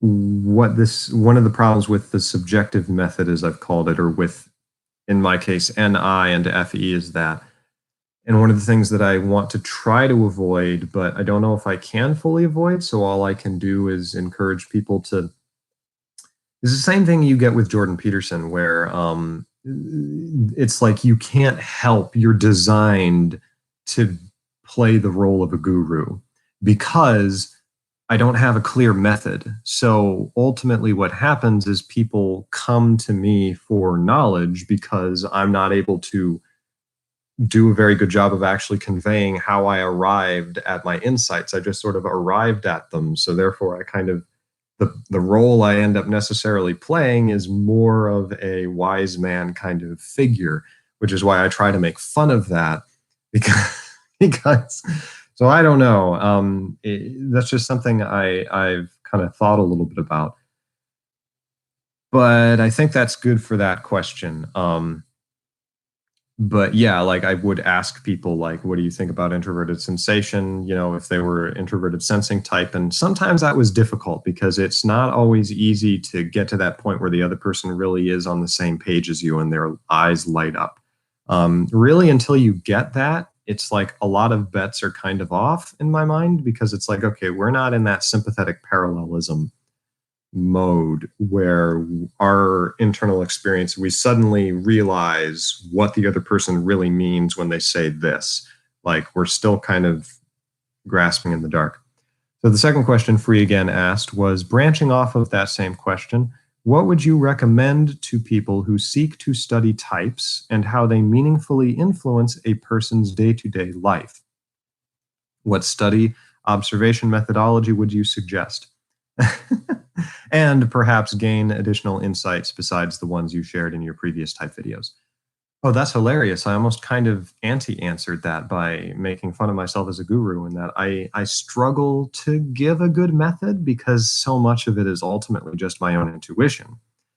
I mean, and I try to temper that, but I think that's one of the big critiques of an INFJ, is that they always end up becoming this kind of, or they can't help but, that's almost like their natural role that naturally comes up because of the way they think. Is it's like this shamanic kind of thing where it's like they are the person who perceives what's really going on.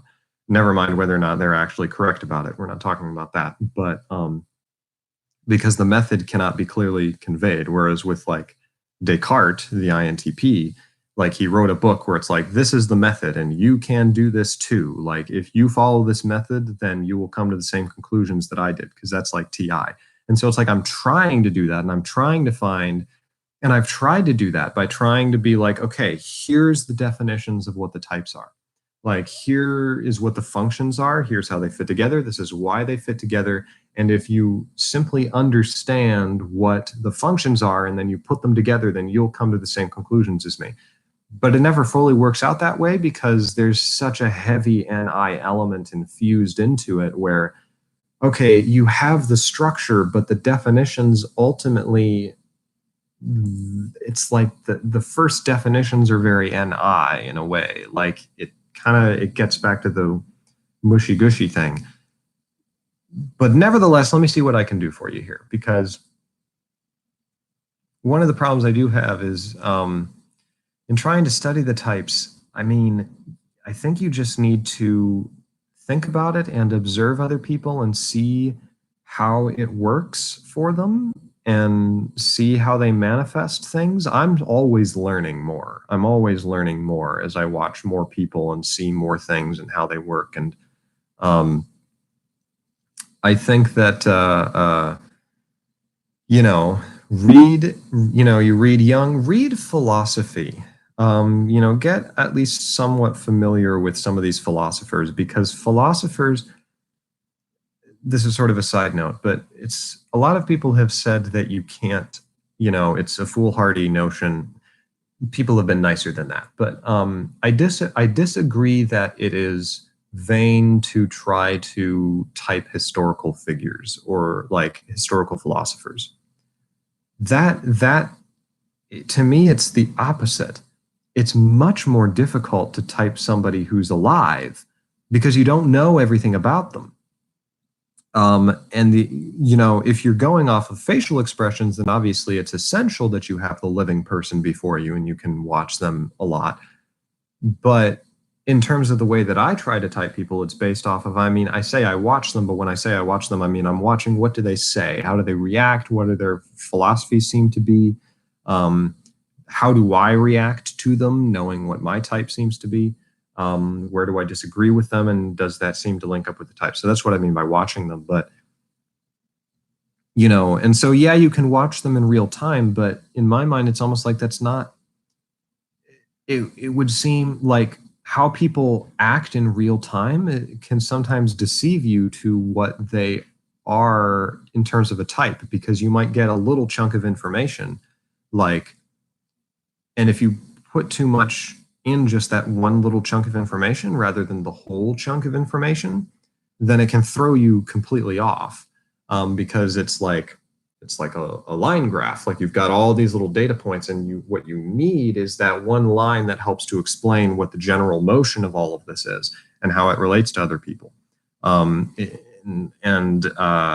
tend to shy more away from getting into everyday life, like moment to moment, because moment to moment things can vary in ways that are difficult to explain, or not difficult to explain, but like the type is more like up here in my mind. And sometimes it can sometimes be hard to see, like in every single instance, how everything that a person does links up to type, because I don't think it does. So so I think that typing historical figures is actually far easier and more reliable, at least in the way that I try to type them, than typing people who are still alive, especially people who are still alive who are like celebrities, because they're not dead for 100 years and like have everything that we can possibly know about them discovered. Like the ideal time frame would be like dead for about a century from now, because in about a century, like we can now basically hopefully have access to most of their journals, which no one read because they were private. We have letters and correspondences that if they were living, we wouldn't be able to see because of a breach of privacy. We can see what they were like in private. We can see all that stuff. We can see, we can read their journals. We can look back at their work. We can see the effect their work had. We can look at it with a better lens. So in my mind, it's like ideally you want to type like old style philosophers like Descartes and stuff. And as long as you're very scholarly about it and get a hold of as much of the information as possible, then that's more reliable to me than typing someone who's alive. How did I get off on that? I can't remember. Oh, because I was talking about uh, trying to make suggestions for observation and methodology and stuff. So I don't know if that really helps that much. It's like I always say that after questions because it's like, it's a defense mechanism. I know I'm trying to hedge against the possibility that I might not talk as well as I want. What am I saying? Okay, let me look at the chat and see where it has gone off to. Where are they now? And looking at things. Oh, thanks, Ashura Psych. You're very nice. You're all very nice. Let's see. Oh, Mikkel Michelson has so many questions he's been asking. Well, do you do typing interviews? Well, I did the 2 typing interviews. I haven't done any more recently because maybe I ought to do some more of that. Maybe, I mean, I could probably maybe I ought to just like interview people over Skype or something. But because I have started a new work schedule, so and I'm much more busy than I was. Not that that's an excuse because I wasn't exactly producing tons of videos before, but I'm going to think more about that. Okay, I'm going to skip down a little bit in just to shake things up with the comments I'm taking or that I'm answering. Herein R asks, hey, I would like to know how you deal with huge quantities of data around you. We are flooded with so much information from news portals, videos, shows, books, etc. How do you approach it, prioritize it, and is it conscious? Also, do you give attention to things in your environment? I am an engineer by profession. When I ponder socionics, I find it difficult to switch to thinking about a different system which functions based on a very different assumptions. Mix that with sudden epiphanies after interacting with people. It's become like my full-time work. How do you switch attention? That is an interesting question. I think there's 2 parts to that question. The first part, we are flooded with so much information from news portals, videos. I'd like to know how I deal with huge quantities of data. See, that goes back almost to a difference between NESI and NISE, which is why yeah, that's interesting. Because so for me, I don't know. Well, it's often frustrating for me.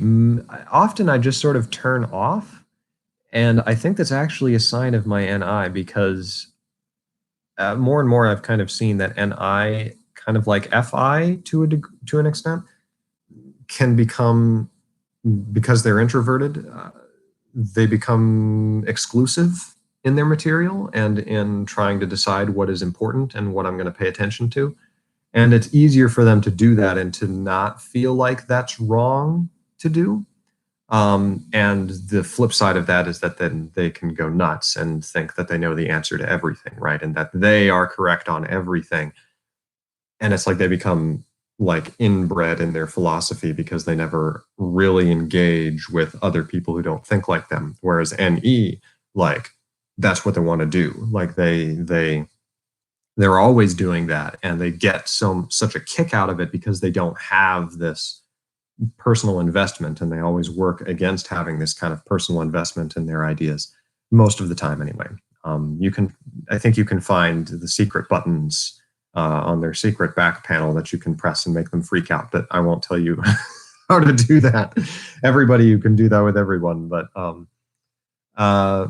as far as, so that's my way of saying that I don't feel like I get overwhelmed by the amount of information in the same way that maybe an NESI type does, particularly SI types.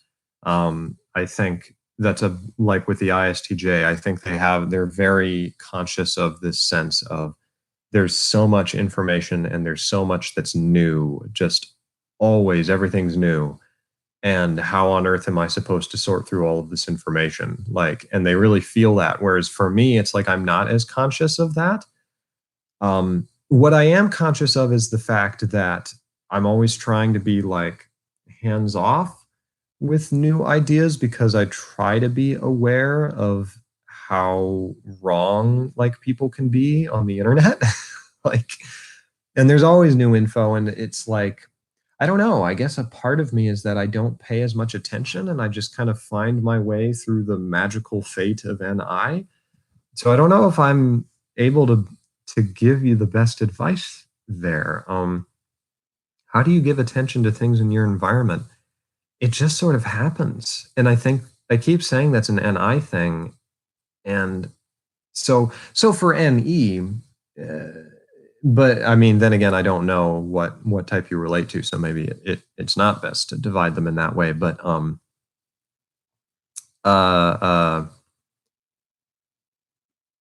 switching between, I don't know. It's just I don't know if I really relate enough to the question. I don't know if my instant intuition is to be like, I wonder if.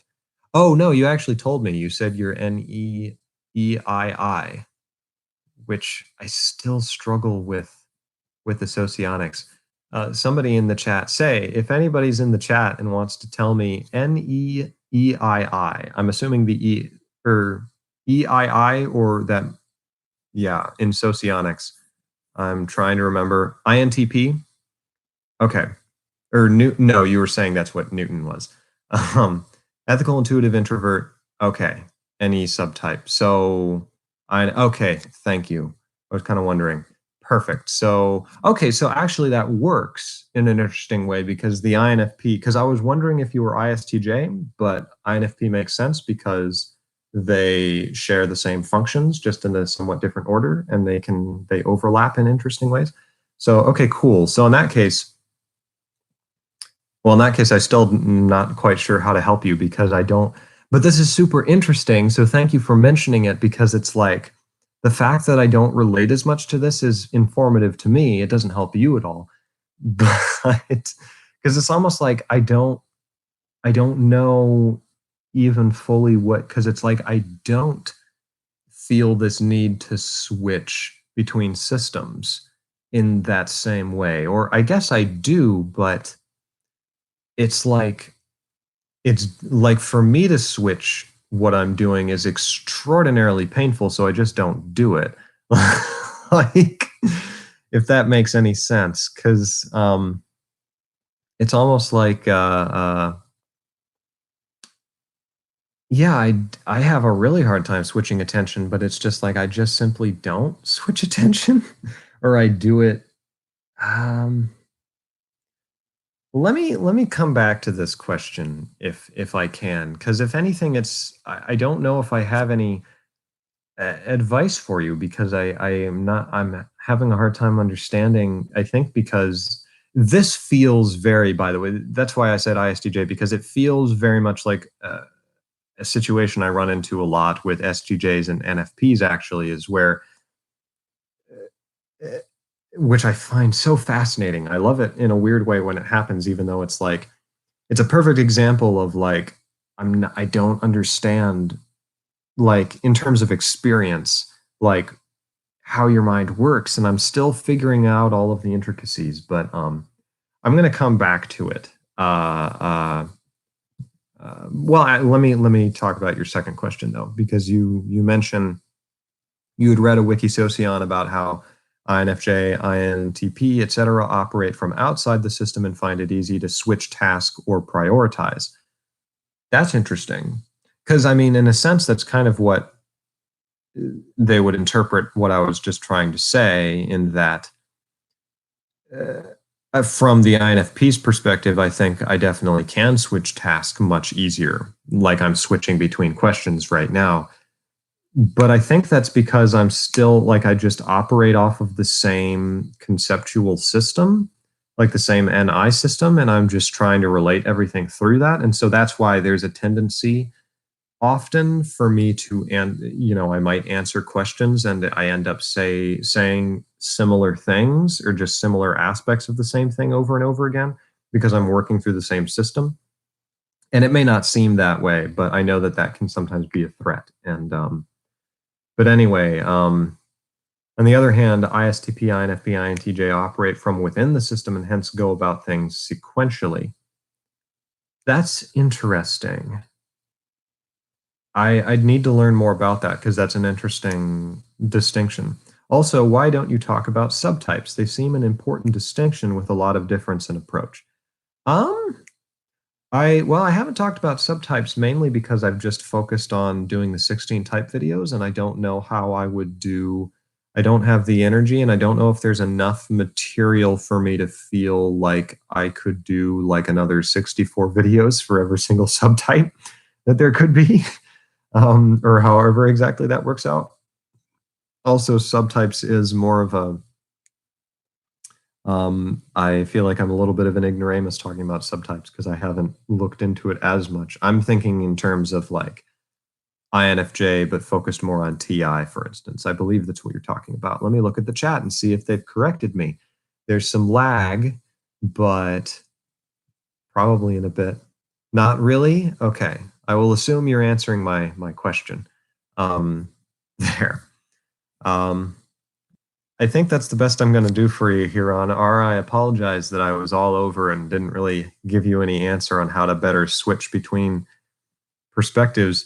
But talk with your INFP friends in the chat if you're here, or in comments. Because I don't know as an INFJ if I'm, at least at this point, able to give you help that would really help you that much. I mean, I would tell you be more like me, which which would mean you just make a decision, or just come up with a world theory or something that you can't really ever explain to everybody, or to anybody, but just characterizes information. And then you'll just filter everything out that you know applies directly or to your theory. And I don't know. There was a question in the chat that yeah. Are you on any of the personality forums? This is the Shura Psych asked me in the chat, which I thought was a pertinent thing to answer. No, I am not. I have never gone on the forums. I think at this point I would not feel like I have enough time to, and I feel like by making the videos I want to focus on that. So no, I'm not. I have wondered about going on to Reddit, because a lot of people have talked about me on Reddit, and I'm kind of like, well, maybe I should go on Reddit now or something. But honestly, there's also a part of me that I don't like social media platforms or forums or things that much, not like in themselves, but I don't like participating in them as much. But I find it interesting to read them sometimes, but that's mostly when I'm curious to see what people have said about me online. And so I go looking around a little bit to be like, I wonder what people have said. And because it's that reciprocity, I like to be able to know, okay, what do people think? Like, what are they willing to tell me? What are they willing to not tell me? so that I can see, okay, is there anything here that maybe I should think about changing, or, what impact am I having?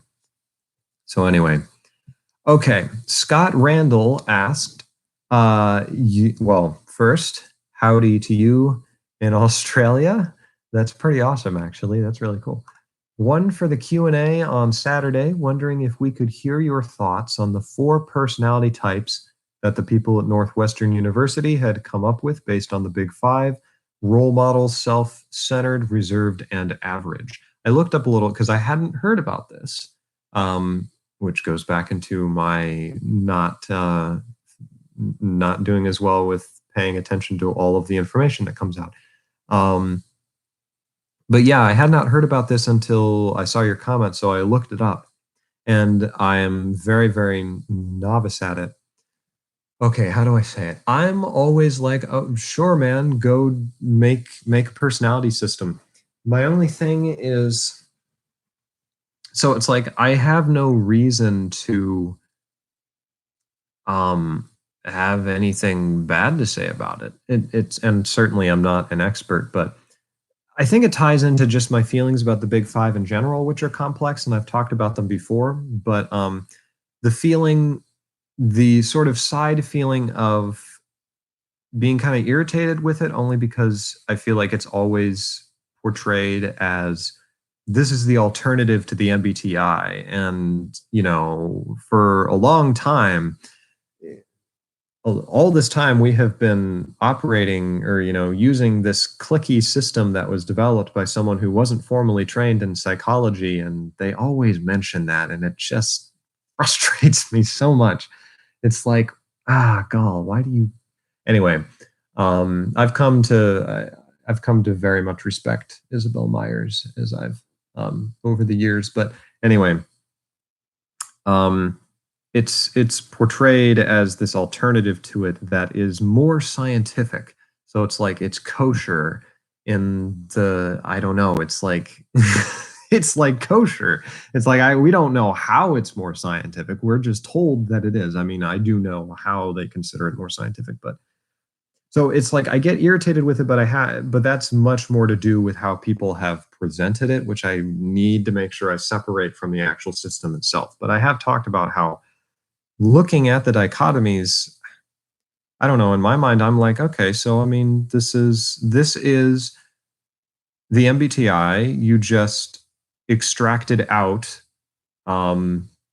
the elements of it that people kind of thought about more anyway, or thought were more obvious anyway.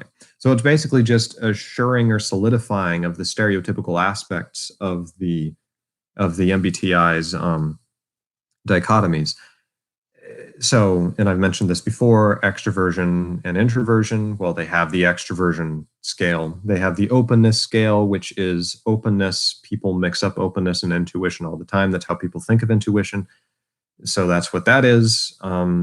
The conscientiousness is what judging is supposed to be. And so they shored that up and said, okay, what you really meant to say was conscientiousness. So now we can test that a little more better. And then agreeableness is feeling versus thinking. And it's once I kind of realized that, like, is like, okay, so this is just, you've just built without knowing it, and using, because they did a different method where they basically had people, and this is a terrible explanation of it, but, and it's why I want to do a video to make sure I explain things right. But just so you know, so the Big 5 was the way that they came up with their traits was, as I understand it, they had people describe people's personalities, and then they used statistical analysis of the words that were used to come to narrow it down to the 5 recurring concepts. Let me check the chat to see if anybody calls me out on that, because that's it. Like, as I understand it. Oh my gosh. Sorry, I just noticed that a friend of mine was on the chat. I'd never seen it. Oh my gosh, you're there. You've been commenting a ton. I didn't notice you. Hi. I'm not going to call out who you are because I feel like that'd be awkward, but you know who you are. So anyway, I don't know what you've been saying. I hope you're not getting into arguments on there. Okay, anyway,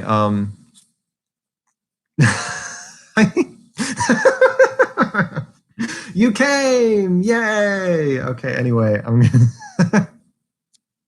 you gave yourself away. This is my friend, a good friend of mine who sorry. Yeah, now they all know who you are. Good job. Yeah.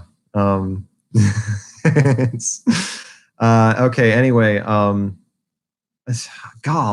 lost my total train of thought. I was complaining about the big five and not answering your question about the role model self-set. So, okay, all I'm trying to say is that I was saying if anybody, if, oh, okay, so assure us, like, it was lexical understanding, 4,500 adjectives to 171, then down to 5 traits of those 171. Yeah, so thank you. Thank you, because that's precisely the kind of thing that I want to look through every single study that has ever been made regarding it and then make a video that's like comprehensive or something. That's like how I feel about it. So it's like, okay, I best not comment on that because I'm so tempted to be like, I have so many problems with that. But it's like, okay, so calm down, read the stuff and see how they actually did it and don't just work off of sound bites and just go off on a tangent. So I'm going to stop on the big five, just talking about what I know about role models, self-centered, reserved, and average. Well, I'm just going to end up complaining again because I'm like, okay, from my perspective, I can't separate it from the fact that it's just been, I feel like it's been shoved down my throat by people that this is the scientific way of doing it. And I'm like, it feels like a child who is like, no, I don't want to do what dad does. And then they end up just doing the exact same thing that dad does, but they say that it's their idea. And that's a very harsh and unfair critique because that's not totally true. And they've done a lot of good stuff, but obviously I'm biased and irritated. But with the role model, self-centered, reserved, and average, it's like, okay, so you paraded the notion that we don't use types, we just grade you on a scale. And then you realized that I mean, sure, that's great and all, but human minds don't think like that. We need to see the actual types, like in order to organize what this means. So now you're finally starting to come up with types. So I'm like, okay, so give it maybe 2 years more, or maybe 3 or 4 years, and then we'll have big five socionics. Like they'll finally figure that out. Like I'm probably going to eat my words on this. I shouldn't be so, I don't know.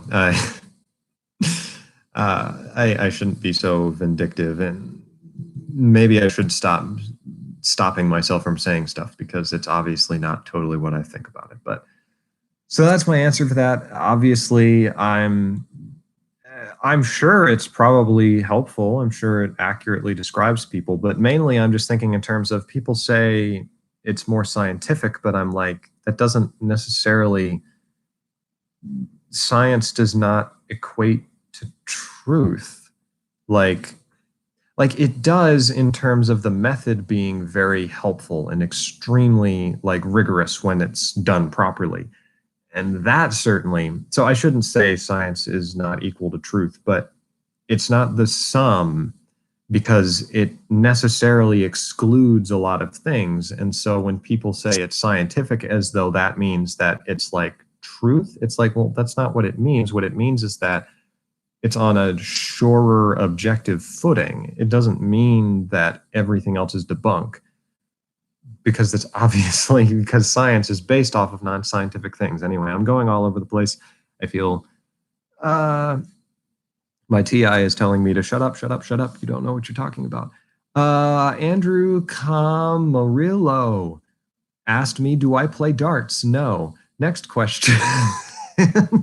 I have the dartboard, but my family got that. I don't know if anybody's used darts. I think we're all too afraid to play darts because we don't want to hurt the wall because our house is very neat and I like it that way. Maybe we should try it, but I don't play darts. Pitt, who has been on the chat, I'm going to answer your question, Pitt. First, Are the different types like operating systems? That's interesting. And then you have a personality you develop in the world not related to typology. For instance, an ISTJ could or could not be confident based on their past, that being something they develop in life. Also, do you live in Utah? I'm up by Salt Lake City. No, I don't live in Utah, but I'm not going to give you any more info than that on where I live. But I don't live in Utah. You understand. I'm sure somebody could probably figure it out, but nope, I'm not there. So, are the different types like operating systems? That's interesting. I mean, I'm inclined to say yes, but I am not a computer guru. I know a bit. I mean, I know what you mean by operating systems. We're talking about like um, Windows 10 versus Ubuntu versus Linux or something like that. And I'm inclined to say yes, but the only reason I hesitate is because I would want to make sure that the analogy actually does work out logically. Like in terms of, would it be better to say that they're like different operating systems, or is that too radical and it's more like they're different applications on, not different applications, but like different browsers or something like that. But I don't know which would be the better logical implication. Because I don't know if there's too much of a gap that's created. I'm inclined to say that they're like different operating systems, because that would certainly allow for like the kind of notion that you could have two different types come to the same conclusions, but once you look at how they actually arrived there, it was very different, but they still end up doing the same thing. And that's the kind of thing that I'm interested in, and why it becomes very difficult with science, because you could have the same external stuff show up, but the internal processes are different. Like I talked about this with my friend who's in the chat, who the notion that headaches and coughing are a symptom of both meningitis and the common cold. So like if you're going off of just symptoms, it's certainly objective, and no one can argue about the fact that yes, so and so is coughing. But if all you have is symptoms to work off of, there's so many different things that you could link from that. And it's not as simple as just saying, well, if we get enough symptoms together, then it will prove this. Because as we've seen, especially with the psychological field, there's a big problem that people are really kind of trying to grapple with, of trying to figure out, like with the DSM-5, of like, okay, it's objective, it's a list of symptoms, but it's psychology, and it's wrapped up in what is actually going on in the person's head, and are they manifesting symptoms in the way that we expect, and how do we deal with that to help them. And I think I have to believe that we have certain intuitive structures and things in our brain, or in ourselves as human beings, that allow a subjective method to have a certain degree of to make it so that they have some validity, and we can't just or we don't have to throw subjectivity completely out the window. Like the notion of sympathetic parallelism, or being able to actually trust your recognition most of the time that somebody's light has gone on in their eyes, right? Like I feel like there's validity to those kinds of experiences, but we just need to understand them better. And I sound like Jung so much right now. I'm like I'm like going to invent the new age or something. Good grief. So yeah, I hope that kind of, well, that didn't really address. And then you have a personality you develop in the world not related to typology. For instance, a ISTJ could or could not be confident. So I guess I kind of did answer your question. Yes, I would be inclined to say yes. I think people can vary. Like people have personas that don't match up with the way that their minds actually work in terms of personality. I think there's a fair bit of correlation. I think that, but it would be an interesting thing to like try to show, are there different could you show that there are different kinds of ISTJs by using something like the Big Five, where it's like, if you have a bunch of people who you're subjectively sure are ISTJs, and then you put them through the objective testing of a Big Five test and see, okay, what did they get on the Big Five test? And then were to say, rather than what I feel like other people would say is that, okay, if they didn't all get results that correlated with the Big Five, oh, it means that the Big Five, one of these has to be incorrect. It's like, well, no, it means, in my mind, it would mean that not all ISTJs look the same. And so you could use that as a way maybe to show what, in an objective fashion, what types of ISTJ there are in a given society. Because, by the way, that's another thing, is that when you base things in an objective system, you have to base it off of, it's always going to be local to some degree. You can try to expand the locality, but it will always be local, and there will always be an outside of exceptions. And it will always be based off of what data were you able to get a handle on. So like, that's why I relate SE and TE to that, because both SE and TE are limited by the individual who is doing the perceiving in the last analysis. So whatever data I'm able to get my hands on via my SE, I work with that and then make this NI judgment, or not judgment, but NI insight intuition.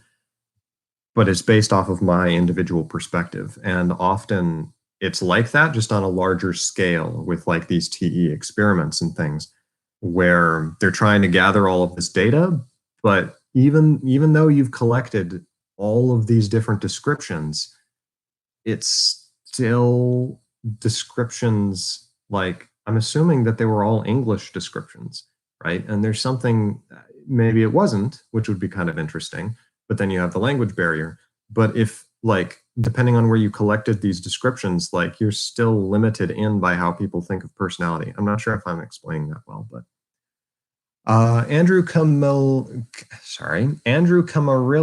asked a different question. What was your experience process in understanding your type? Which type do you think you resemble most in socionics?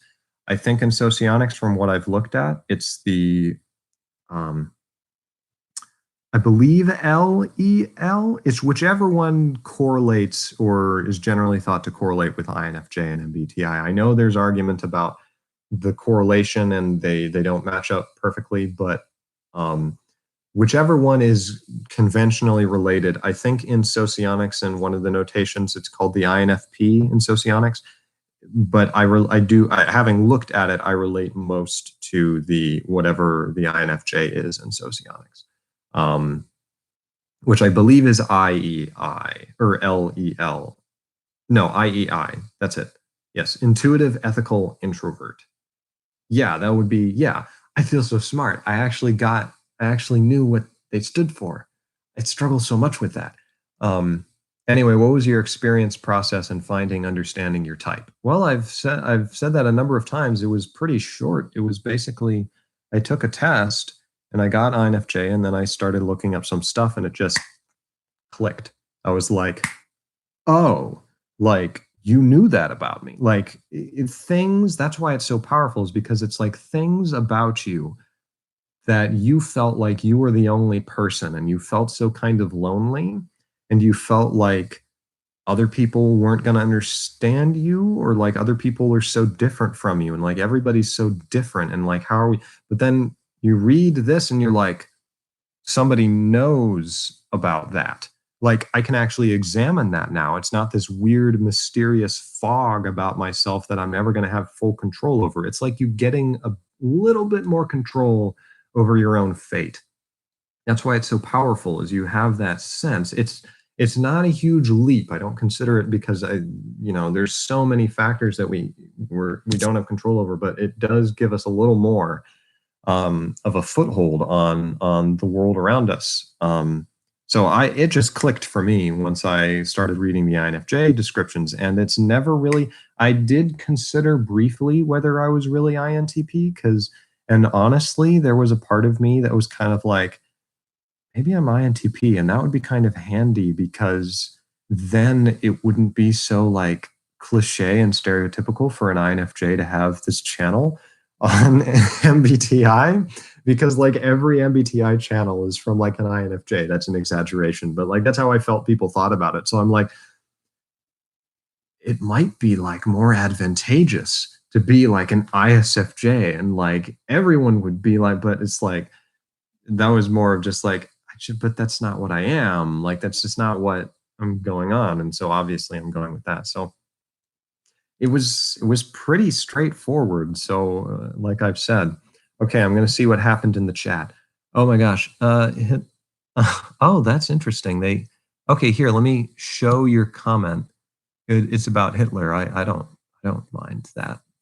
Is anything else not able to show? I'm so sorry. I don't know why. Maybe there's a way to change it so that it doesn't hide things. Show, because I mean, unless you're like for no reason like cussing somebody out or something, then it's like I don't mind. I didn't even look at what you said. I just noticed there were no curse words, so it's like, and I don't even care about curse words. I'm just seeing what's going. Oh, okay, cool. I got the thumbs up. You're welcome. I'm glad. Hey, Philip. Hello, Philip.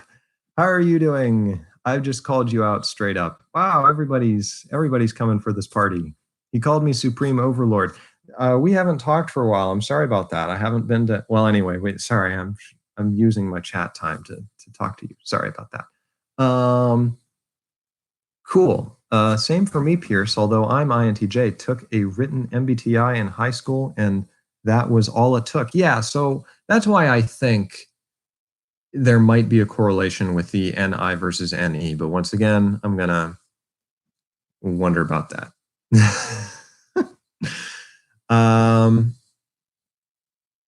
Look at the whole population. We could do an INFJ and INTP interaction once, Michael Pierce. I think viewer would appreciate that interaction. That is interesting.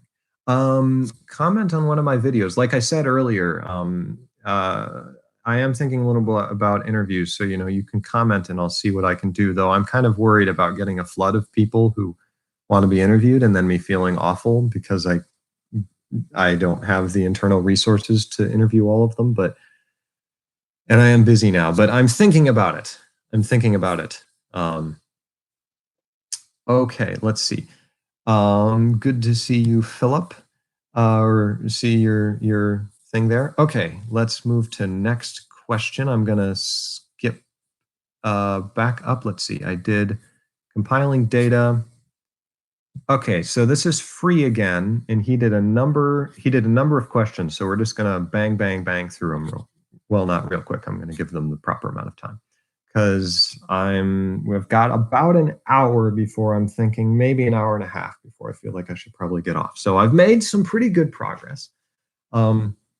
Free again. So number one in his next bout of questions, are you planning to analyze each MBTI type according to different Enneagram classifications? Also, what's your take on the validity of Enneagram in comparison to MBTI, Jungian typology? Let me answer the second one first. So as you can see, I have this book, which I have not been able to read, but I've read a little. I read the part on type 5s.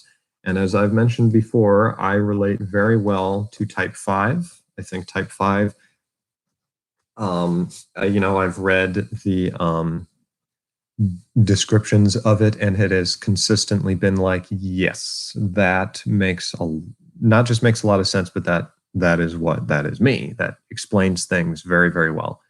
So I've always been like, yeah, Enneagram, yeah. I just have, and I made that one podcast. And I'm going to read through this book, and I've been rather enjoying what little I've read of it so far. So, but in comparison, see, the problem with the question of validity, it goes back to that question I've been kind of trying to wrestle with, which is the whole subjective objective question. Because with objective validity, the way I've been dealing with it now, same thing with typology, there's very problematic because you need to try to locate something that you can bring out externally, like an external thing that you can measure reliably. And I don't know if I think Enneagram would have the same kind of struggles because ultimately I think it would have to sacrifice some of its depth and its explanatory power in order to be objectively verifiable, right? But I think that its power comes from the fact that it's much more subjectively verifiable, which is the fact that when I read its description of type 5, it just clicks and it's like, yes, yes, that makes sense.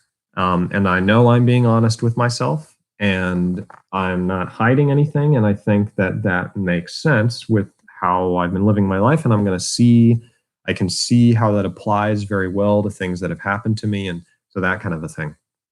So I think from my experimentation, it's very much valid in that sense. And so I have the feeling that what I would want to see is whether or not, you know, assuming that the system, which I believe it is, it looks like the system appears to be like, because it's like a shape, right? So it's like you have a circle, and the notion is that all human beings fit somewhere on this circle, like there's some number of degrees. The question is, how close are they to these cardinal points, right?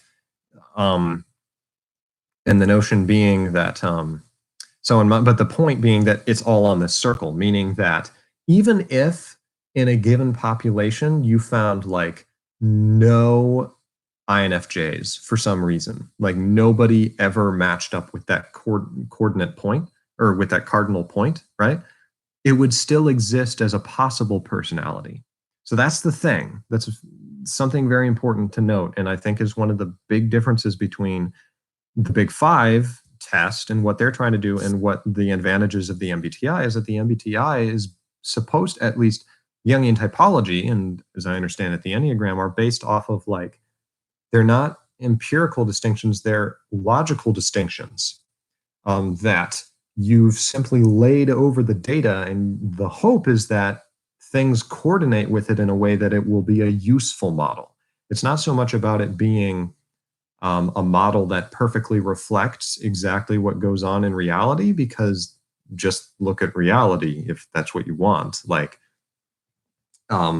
it's something, it's principles that you lay over reality to try to see whether or not it's useful. If it's a helpful explanatory model that helps to organize the chaos of existence, you know, that was terrible. Okay. Let's see. So that kind of leads into the next question on validity. In your opinion, what would it take for you to no longer subscribe to Jungian typology? And my answer to that is I was thinking about this because that's a fascinating question. And I don't know if anything would. What would? See, the problem is that in order for me to not subscribe to it, you'd basically have to go back and you'd have to erase all of the internal experiences that I've had of seeing myself in the type description and like being able to organize my world according to that. Like you'd have to go back and somehow like change those experiences, because like that's one of the primary sources of validity for me, is that it works for me. And it's a subjective kind of thing. Like if this were a question of, do I believe it because, like, this isn't the same kind of a question as like, would you walk across, what would it take for you to decide not to walk across this concrete bridge? And it's like, well, let me throw as many rocks onto it or like as much weight onto it as possible and see when it breaks.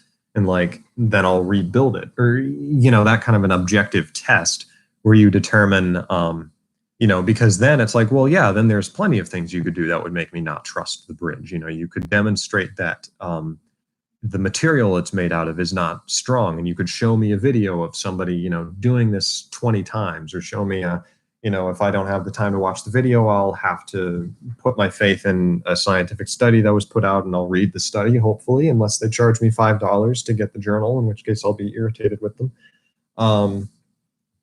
Sorry, side note, bad experience. It's fine, whatever.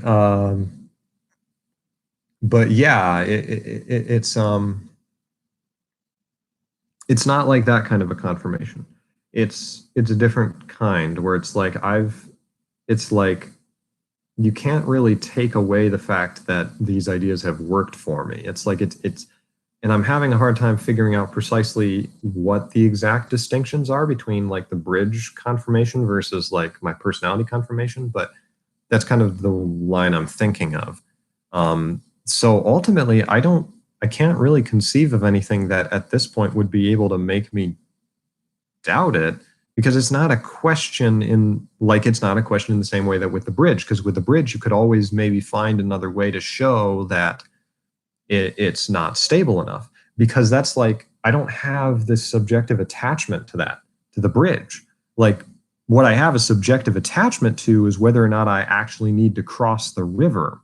That's a better notion of it. Like, I just need to cross the river. I don't care how I get across it as long as I don't drown while I'm doing so.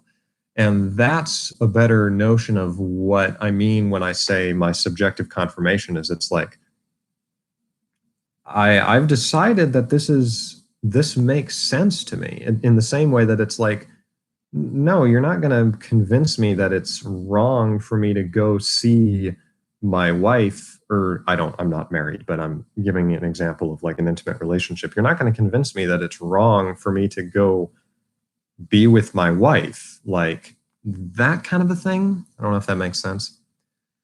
Any thoughts about the integration of typology with other personality tests? I've talked a little bit about that. The main problem being trying to fit this notion that I've been kind of developing more of objective versus subjective confirmation. And I have a hard time jamming, at least in my mind.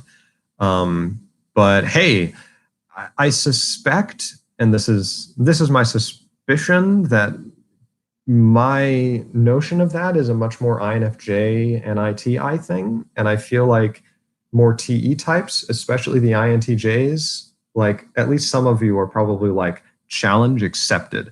Because one of the things I've noticed about INTJs is that they have this real sense of like, they have the NI like vision, but because of the TE, they're much more tenacious about, how do I take this and drag it into actual physical reality? Like, how do I actualize things? And from my perspective, it often will be like, make me almost kind of uncomfortable, because I'm like, you're like really mangling that idea in order to make it real. And it's like, they don't care because they don't see it that way. It's like they're drawing Leviathan out with a hook or something. It's like, how did you do that? And they're like, I'm an INTJ, I do these things. It's like, well, I mean, and then you find out that the way that they drew it out with a hook was that they did some kind of clever method, so that it's like, it wasn't them literally drawing out a living. Well, maybe they would. I'm not going to be the one to doubt the INTJ's ability.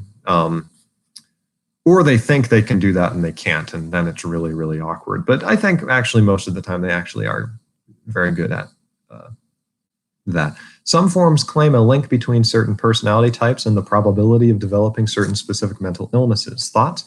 No, you're not going too far. I talked about this a little bit earlier, and it, once again, it links right into this notion that mental illnesses, at least right now, are, if you look at mental illnesses through this more subjective lens of, okay, what is it like to experience the illness? Right. And then it becomes more like platonic, and then it's not as important what the symptoms are. Then it would be much easier to show, oh, so literally you could then show a logical correlation between what it means to be an INTP and what it means to be like schizophrenic or something like that. I'm not saying there's a correlation there. And then it would be a logical connection, right? Like this necessary connection based off of the definition of what an INTP is and the definition of what schizophrenia is. You could show that, well, because you think this way, it's more likely that you'll end up in these kinds of mental disorders. That would be the notion. But I feel like, that would be one way to do it. But I don't feel like we are at the point where we understand mental illnesses nearly enough in a more sophisticated way than simply knowing that there's a number of different symptoms and we can group them together. Because from my TI perspective, that is not a very sophisticated system at all. Like, you don't even know what you're talking about, because I'm prejudiced that way. I want to see, like, what is the platonic definition of like schizophrenia. What is going on exactly in their head? Like, is it just a physical thing, or is there also the experience of it that can be defined? You know, that sort of thing. So in that sense, it could be combined with typology if you were able to do that. But I have no current opinions on it, and I'm not sure how I feel about form people. I don't know how. Well, anyway, I don't know. Mind clarifying how ENTPs specifically operate according to your democratic axis concept. So the notion would be that the ENTP they have both axes are what I would call their more democratic axes. They're more universalist. And what that means is that the ENTP is much more they're much more concerned with trying to get like an Archimedean point from which they can view things in this more kind of objective manner from their perspective. So so that is why with say NE, they're much more focused on hearing what other people have to say. They're particularly sensitive to I've noticed to when they think that other people like me are just kind of like making stuff up and then believing it from their perspective. They want like a different kind of confirmation than the typical NI confirmation, which is in a lot of ways tied up with I'm deciding this is true, and that's very unfair to NI, but that's how it often seems to ENTP. So it's this more aristocratic kind of temperament, whereas with the ENTP, they don't like glorifying of the self, except when they do it unconsciously, which happens occasionally. Like, it was interesting, and I don't know if John Barnes is watching, but he recently has been doing some videos, and he recently did one of the videos he was talking about the cult of the self, and he was relating it into these notions, and in my mind, I kept thinking, it makes a lot of sense that because I agree with him that he's an ENTP. At the very least, he's an NTP, but I agree with him. I think he's ENTP. But anyway, he's still in that democratic temperament.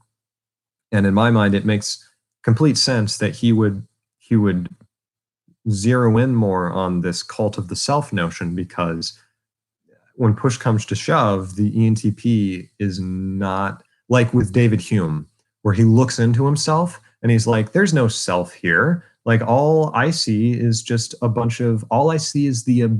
from his perspective, the objective phenomena that people tie to the self. I don't see the self itself. And so he concludes, therefore, that we can't conclude from the subjective method that the self exists. And that's so representative of NTPs and SFJs, and kind of what internally goes on in them is that there isn't a self there in the same way that there is for, like, say, an INFP or, good heavens, an INTJ.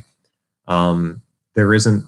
They are always trying to move into a universal space where nothing that they say is confirmed by themselves. It's confirmed by external or like indirect stuff, or by logic. I don't know if that makes sense, but so that would be kind of a notion. The ENTP is specifically focused more on trying to get other people's opinions and perceiving different sides to things, and thereby continually trying to deconstruct their own. Every time that they start to feel like they're solidifying a personal opinion that is not based 100% on, like, anytime that FI starts to like take a hold and give them a prejudice, like, they instantly want to deconstruct it. Like that's why I think NI types get so frustrated with Derrida, like Jordan Peterson. I think he's at least has NI very much in his stack, and he hates Derrida. And it's no surprise to me, because Derrida, I think he's an ENFP, or at least an NE type, and that's what he's totally about. Foucault too, they're very much about the deconstruction of anything that starts to resemble a subjective faith or anything like that in themselves. And it's like, we need to get rid of that and make sure that everything is outside and based off of external connections. And so there's very much this, ultimately there's often this kind of Taoist denial of the self, I think, and kind of that's how I see it anyway. So before I move on, I'm going to see what's happening in the chat. Yes, I think Peterson is a guru for subjective personalities. That is kind of how I see it. Young, dominant, and I for sure. Okay, so yeah, and I am going to copy the whole chat when I'm done with this and review it later so I can see what I've missed, like to see what my one friend was doing. Okay, we've got 40 minutes. Any plans on analyzing types and how they might operate differently according to different cultural backgrounds? I did not have plans of that. I don't know how I would do that, but that is a fascinating question because that ties into the notion of I am inclined, or at least I don't really have any good justification at this point for this idea, but I'm inclined to think that type, because I like to think of type, and I've implied this so far, but I like to think of type as almost like the logical structure of what humans are able to think, or not the content of what they're able to think, but the ways in which humans are able to think. And I feel like you could make a case for the notion that you could link this into the conditions of being human and show that typology reflects, based off of the original premises of what it means to be a human being. That means that, that you're in a body, you have a limited perspective, you have a brain, you have certain things that actually works out to mean that there's only a certain number of possible perspectives that you can sort of take and that you can work with. And you can generate infinite variety in the content, but in the same way that if you're a human being, then you have a body. And sorry, like that's what it means to be a human being. In that same way, you're limited. So anyway, so in that sense, I would theorize that type would be universal to all human beings. It would transcend culture, but how it manifests could differ. It would be, and that would be fascinating to watch and to look and see, in say Japan or in Germany or something like that.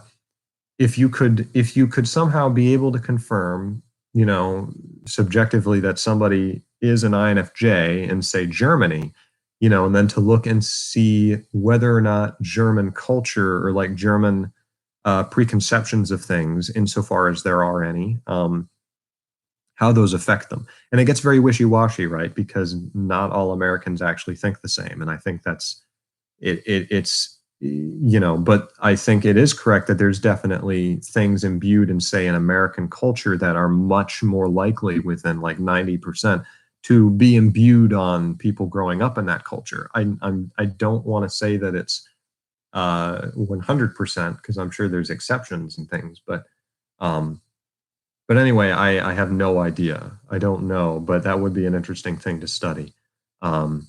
Or, and you said culture, but you could also do gender or nationality or religious or historical. And I could give you a little bit on religious because I feel like there's some, I do think that there's some like differences in how people, at least in the Church of Jesus Christ, I think, at least right now in America, I think there can be some definite differences in how people express their types. I knew and a lady who was an INTJ who was a member of my church, and I think she had felt more compelled to try to develop her FE more, and so came off as very bubbly and stuff, but that was very much a developed thing.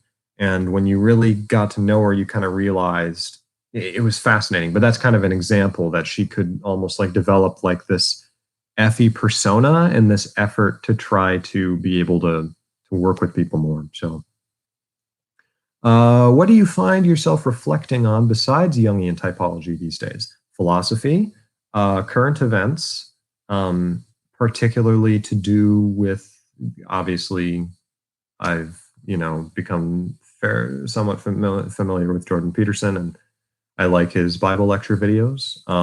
I've talked before about I I ponder a lot about that, actually, because as you can tell, I've really grappled a lot with his approach to Marx and Derrida and postmodern thinkers, and he frustrates me sometimes with that because I think that his analysis. Sorry, you didn't ask about Jordan Peterson, but I think it's relevant. Um, I think that his analysis of, because it's like I've seen the people who he often is talking about, and I'm like, he's got penetrating insights, like, and he really does see. So it's like when he criticizes Marx, it's like, okay, often, because I don't know, I don't, I don't know if in the end I've really come to like Marx. I feel like I've kind of come to not really like him, but I don't know. I just go back and forth a lot. But anyway, Derrida is a better example. Like, and I actually don't think it's as, I don't know, in the times when he has, brought up Derrida and sort of related him to the Joker or something. And this is not as common as I think sometimes my brain makes it out to be, but in those instances, it's like, okay, yeah, but I don't like you characterizing Derrida that way because there just seems to be something wrong with that because it's like he's not evil. He's just a jolly French guy and he's also an academic and he's very intelligent. And it's like, I don't like it when he's demonized, but at the same time, I've met people who I have met some of the people who really like you quote Derrida a lot or like reference him. And it's like, you don't understand it either. So it's like Peterson. He understands it. He misunderstands Derrida in the same way that a lot of people misunderstand Derrida. And it's like, well, I can't really blame you for that because you are trying to stop things that I think. I don't know.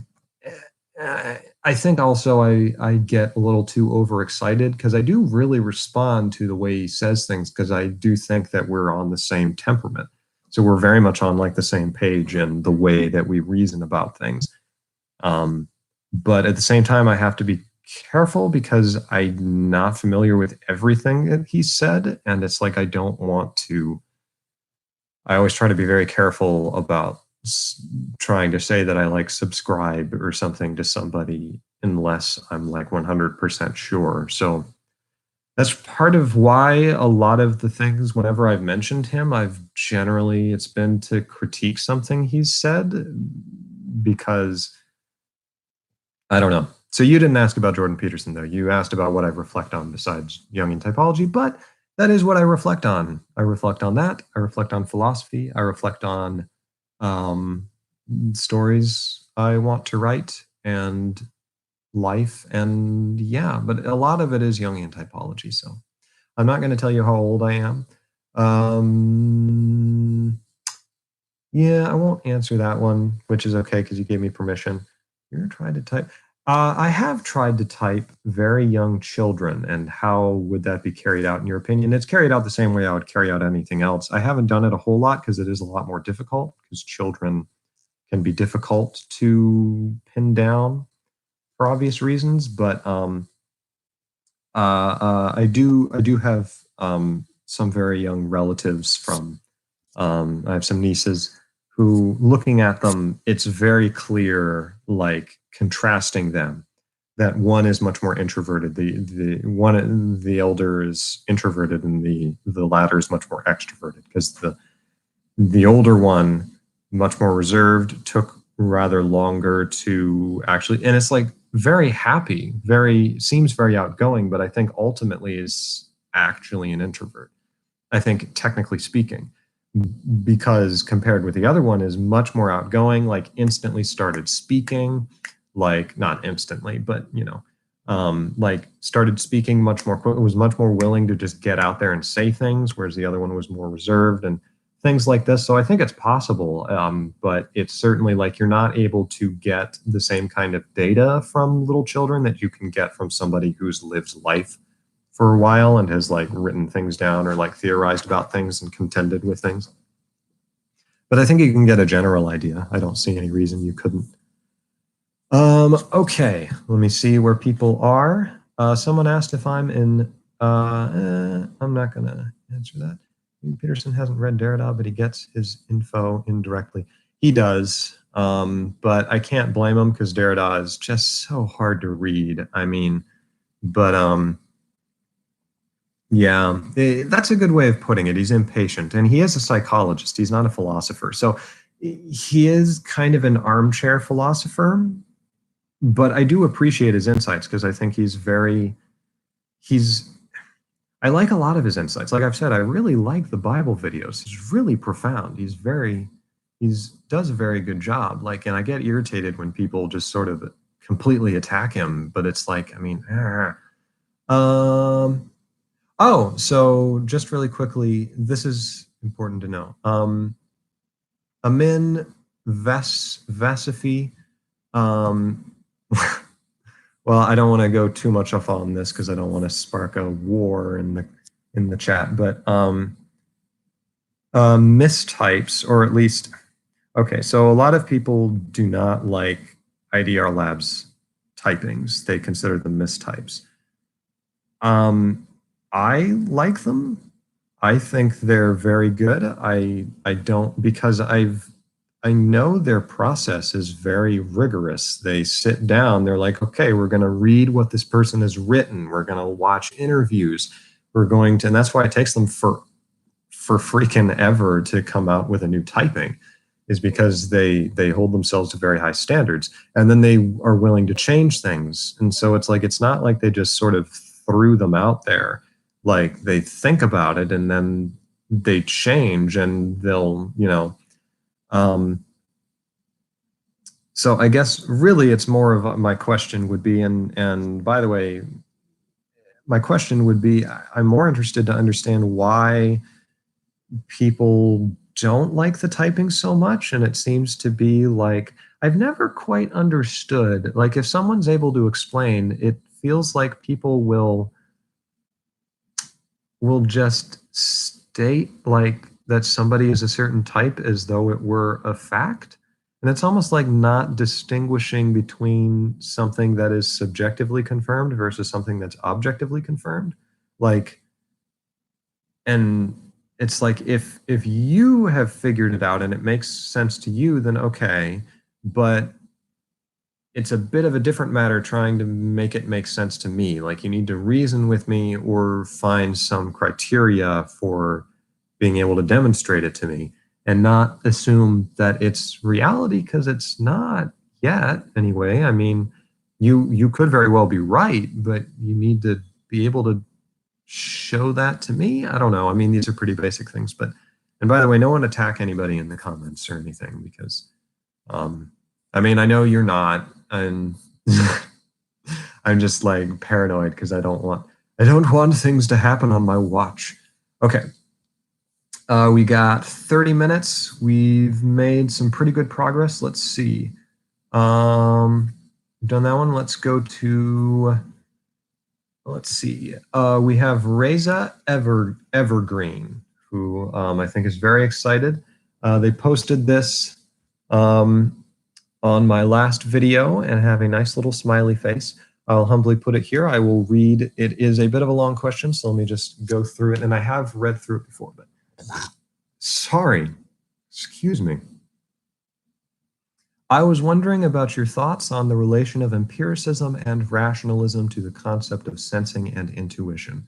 Rationalism argues that we as beings have inherent knowledge before having any sort of firsthand experience of the world, and empiricism argues the opposite, that all that exists in our mind first came from experience. And I found a great deal of similarity between these two schools of thought and the irrational function axes. I've always thought that the irrational axes and the process of gathering information starts with the sensing functions, because intuition is, in a simplistic sense, connecting data points to one another. Yeah, and I've always kind of thought that too. I tend to think of it as sensation leading into intuition, but it gets tricky. I don't know. But anyway, continuing on. NI creates a pattern between the SE data points in real time. That's how I view it anyway. And NE jumps from one SI impression to another, and yet to another, which isn't directly happening in the present, since reality should be impressed upon the subject from the real time. But, well, okay, so just a side note. Thank you for saying that, because that links in nicely from something from much earlier in this video, which was talking about SI as symbolic and SE as literal. And I see that a lot where there's this notion of NE and SI like jumping from thing to thing. And like I used to express that with them being scatterbrained, but NI can come off as sort of scatterbrained. And I've kind of realized that it's like, it's another one of those things where it's like NE and SI are doing something that I just have no concept of. And it's sometimes really hard to understand it. But that's like a good example of like, okay, so I'm going to move more down that path as I kind of continue to try to understand it better and better and better until I become a true guru and ascend. So sorry. Excuse me. Nothing happened there. Nothing at all. Excuse me. So let me continue on. So to connect to data points, there should be data points and the sensing functions are in charge of that. Hence, yep, I would say that, I think. Hence, I believe the cog of, okay, so wait. So that would mean I'm going to have to follow that train of thought then, because actually I've generally thought of it with any SI, the extroverted function is first. But if we were to really change that and make it so that it was, we thought more in terms of, in NESI's case, it was SI that was first and SI held the priority. That would be interesting because that would make it so that you are perceiving the external world, but you're perceiving it through this lens, and then and that's why NE is scatterbrained, because it's jumping between these different points that are organized in this way that is very different from how SE organizes it. And that would relate into why NESI is more, because I've thought about like that axis, like the democratic axes being more, in a very broad sense, introverted. Not totally, because ultimately they're aiming for what is a more objective point of view, because they're not going off of just what they see. They're trying to see what everybody else sees in kind of that vague way. But that would make sense as to why they are more introverted if we were to say that SI, at least in terms of the perceiving axes, always comes first, or has this priority, because then it always starts with this introverted thing, whereas with SENI, it has this more extroverted direct character because it starts with SE. Ooh, okay, I'm gonna have to think more about that. That's just a nice little, hopefully I'll remember that. But okay, I'm gonna actually try to get to the point of your question. Or the SI, SE points where the NI, NE pattern jumps lead them to make are in a way are so little, or the user so unaware of, that the intuitive type might think these ideas were pre-existent in the psyche before having an experience of them, because the experience isn't felt. I see where you're going with this. It was an interesting point I witnessed that caused a great deal of time spent in feuding, so I thought you might offer great insight on the topic and perhaps provide an answer to which of these two intriguing arguments proved to be correct psychologically. So what I would say is that given the way that you have defined empiricism and rationalism, namely that you've emphasized empiricism is much more essentially connected to where the information came from, right? Because it is, so in that sense, it's much more, it has this more direct relation with, okay, the object is there, and that is what inspired this notion, right? And so if that's your definition of empiricism, and then you think of sensation as being more linked to the object, which I think is a reasonable thing to say. I think you could, it all depends on how you kind of parse up your definitions, right? Because if you focus more on the fact that SI has kind of this symbolic element to it often, not always, but often, and sometimes the person does not know where the symbology came from, then it can become more like rationalism. Because I believe where you're going with this is that empiricism, you're more connected with where the ideas came from, whereas with rationalism, it feels like you don't know where they came from. because intuition is more disconnected. It's more dealing with the data points, and so it doesn't often. That's why it's called intuition. It's like this hunch that you get, and so you're not always sure what exactly is going on. And as a result, people could interpret that as, okay, I had this innate idea. I mean, I like where you're going with it. I don't know if it fully holds, because I tend to think more that empiricism is linked to extroversion and rationalism is linked to introversion, because even though individual philosophers may not actually link up that way, like, because I think John Locke was an INTP, even though he's considered an empiricist, because like temperamentally, he's not an empiricist. Like philosophical empiricism is still pretty introverted in a way. But I'm kind of floundering all over, but I like where you're going with it, because I like that. I think it's not that you haven't drawn a legitimate connection between them at all, because you can, depending on how you define things, connect rationalism with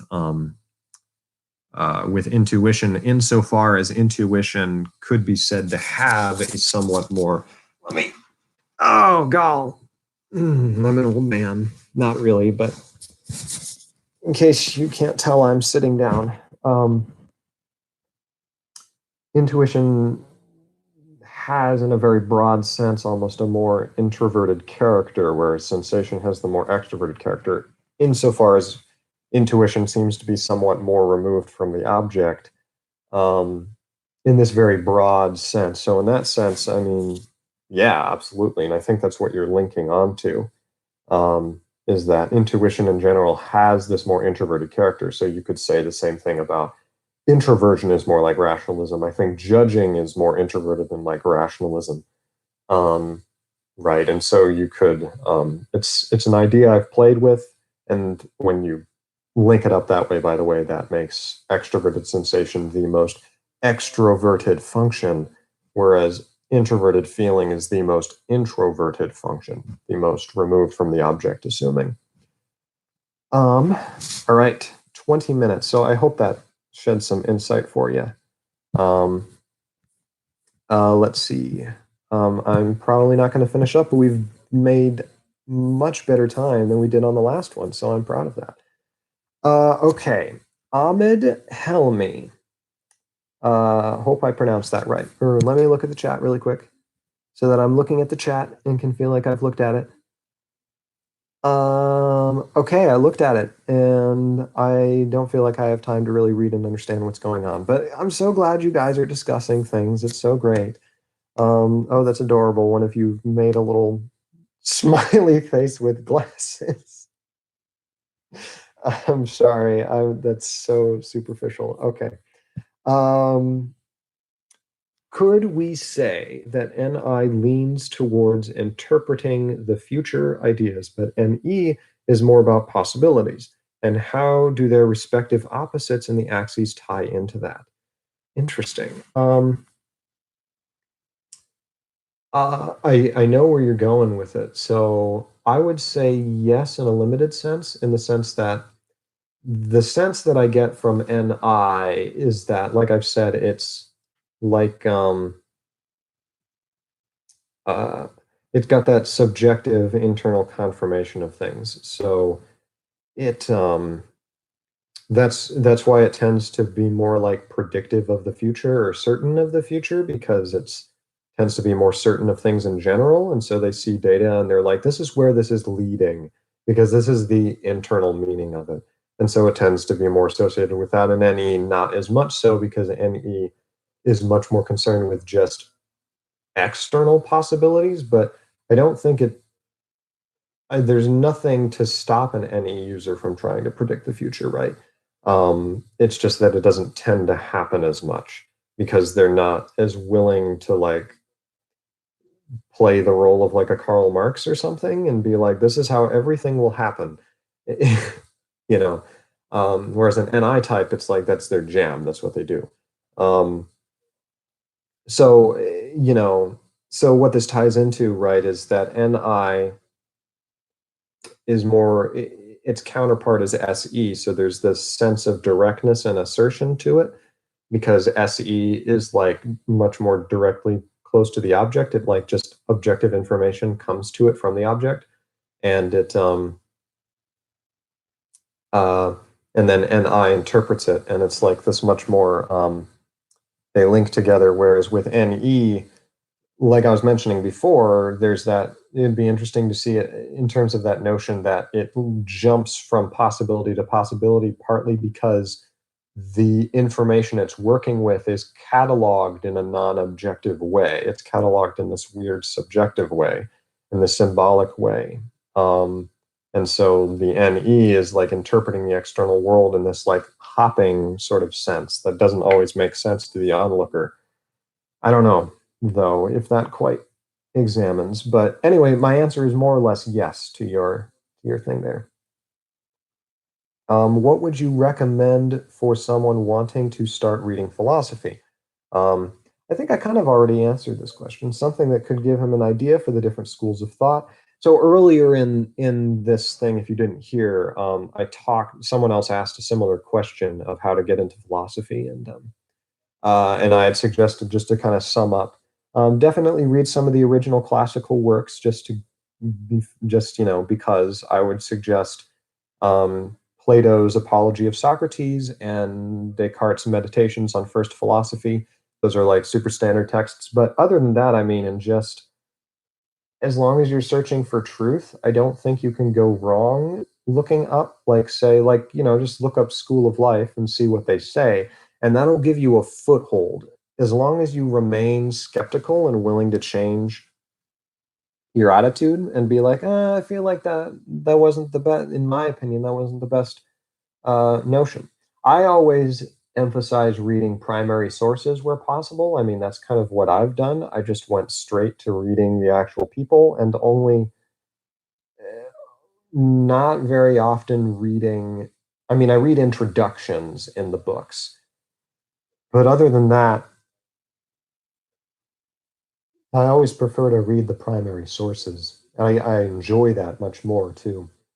But I mean, just start wherever, But I mean, that'd probably be my biggest suggestion, is start with reading what they actually wrote and drawing your own conclusions to begin with, and then kind of contend with and see what other people have said. Hope that helps. Um, Middle Eastern Islamic Golden Age philosophy, for example. I can't help you with that because I've been having a hard time finding a way to get in. I did find Wes Cecil helpful, at least for getting a beginning notion, though he's very entertaining, Wes Cecil, and it's good information, but it's not like his. I don't know how to describe it. It's not always, he's much better at introducing the philosopher than he is the philosophy, I think. I think he sometimes struggles with actually, and he doesn't claim to try to do that, but anyway, that's a side thing. How do the different axes play a part in a storyteller's style, apart from the abstract realistic thingy? That's an interesting question. I don't know. Um, I really don't know. I'd have to watch more people do storytelling, because I think there is a difference, and I'm thinking of how I've told stories. Hmm. Um, Maybe this would help. I mean, the only thing I can think of is that NI, in my experience, both NI and NE can become um, NI can become very rambly, in case you haven't noticed. I can just talk and talk and talk and talk and talk, and everything links together very sensibly in the moment. But what my NE friends have told me is that, and they say this about Jordan Peterson too, is that, like, in the moment, it makes more or less sense, kind of, things link together. But like then when you step back and look at it all from a higher perspective, it's like there is no organization to this. Like that's how they feel. But then like it's odd because like often I feel that NE is not very organized in how it organizes things. Um, it jumps around a ton, and it's not always clear why things are linked together, but that's how people feel about NI. So I don't really know. I'd have to think about that one more. Are there typings that IDR Labs did that totally took you by surprise or didn't agree with at first? Um, Originally, I guess, but that was mainly because I didn't know. I mean, I couldn't really say anything because I didn't know anything about the figures in question.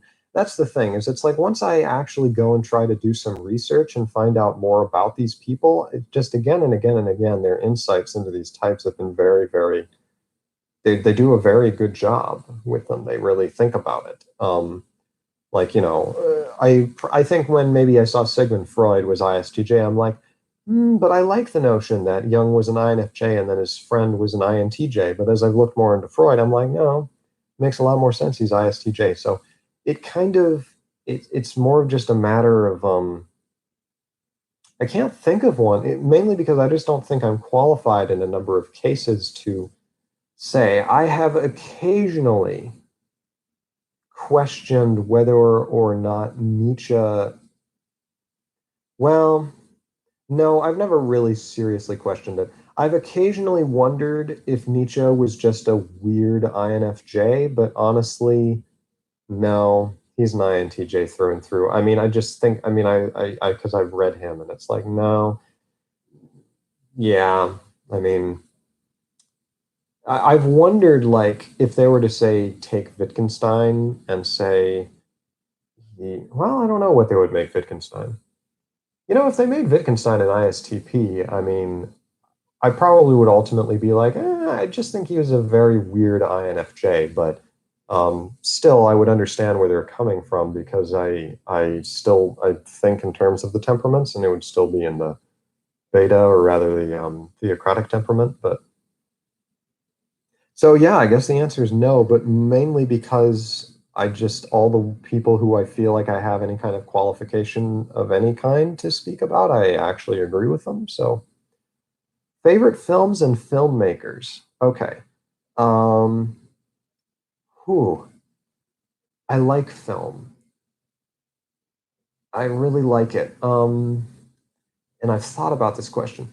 I really like The Third Man, the one with Orson Welles, um, who's barely in it, but eh, there's something about it that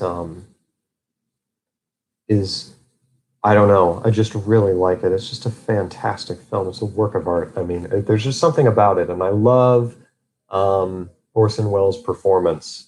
I mean, he just steals the show when he comes on, and it's just like this night and day between his acting and the older style of acting. When Orson Welles comes on, and he's just like so suave and so natural, it's just amazing. But I like The Third Man. I really like The Dark Knight. I mean, I know that that's like a pop culture thing, and it doesn't make me sound sophisticated, but it's like iconic for a reason. I mean, it really kind of spoke to a generation. I mean, I'm willing to say that, like to go ahead and say that it's like really hit, like, because I'm inclined to think that Christopher Nolan is an INTJ or at least an NI type of some kind because, well, there's a number of reasons. The primary reason that comes to my mind right now is because I feel like he really does tap into these like currents in like culture and like just exploits them, like these notion, like in a good way, like the Joker, like him working with Heath Ledger and everything, but just the Joker being like this nihilistic figure, like that was the spirit and the feeling of like what terrorism is, especially in those years and still today. And like still like the Dark Knight, like so it's like modern archetypes now. Like it's really quite remarkable. So I like the Dark Knight, I like the Third Man. I like, what was the other one? I like The Shining. I I really like it. It's amazing. I like Kubrick. I really kind of like Kubrick. I'm never going to see a number of his films because I don't like huge violence, which is fascinating, right? Because I like The Shining. But I like The Shining. It's brilliant, and I feel like I've been able to sit down, like I actually wrote a paper for a class that was on analyzing The Shining. Maybe I'll present it on the channel sometime for kicks and giggles, but where I basically just analyzed, like, there's so much going on in the film, and there's so much kind of nicely packed in there, and this just brilliant. I mean, I like it because the woman and child don't die, they escape. And I feel like that's very symbolic. I feel like it's ultimately symbolic of the way I interpret it is it's this notion of Jack Nicholson's character wanting to become a famous writer, wanting to join the greats of history. And that's why at the very end he's in the picture with them. I doubt Kubrick had all of this directly in mind. I think he was working off of Tertiary and but he ends up in the picture at the very end, which is meant to represent. I take that to represent he did join the figures of the past, but at what cost?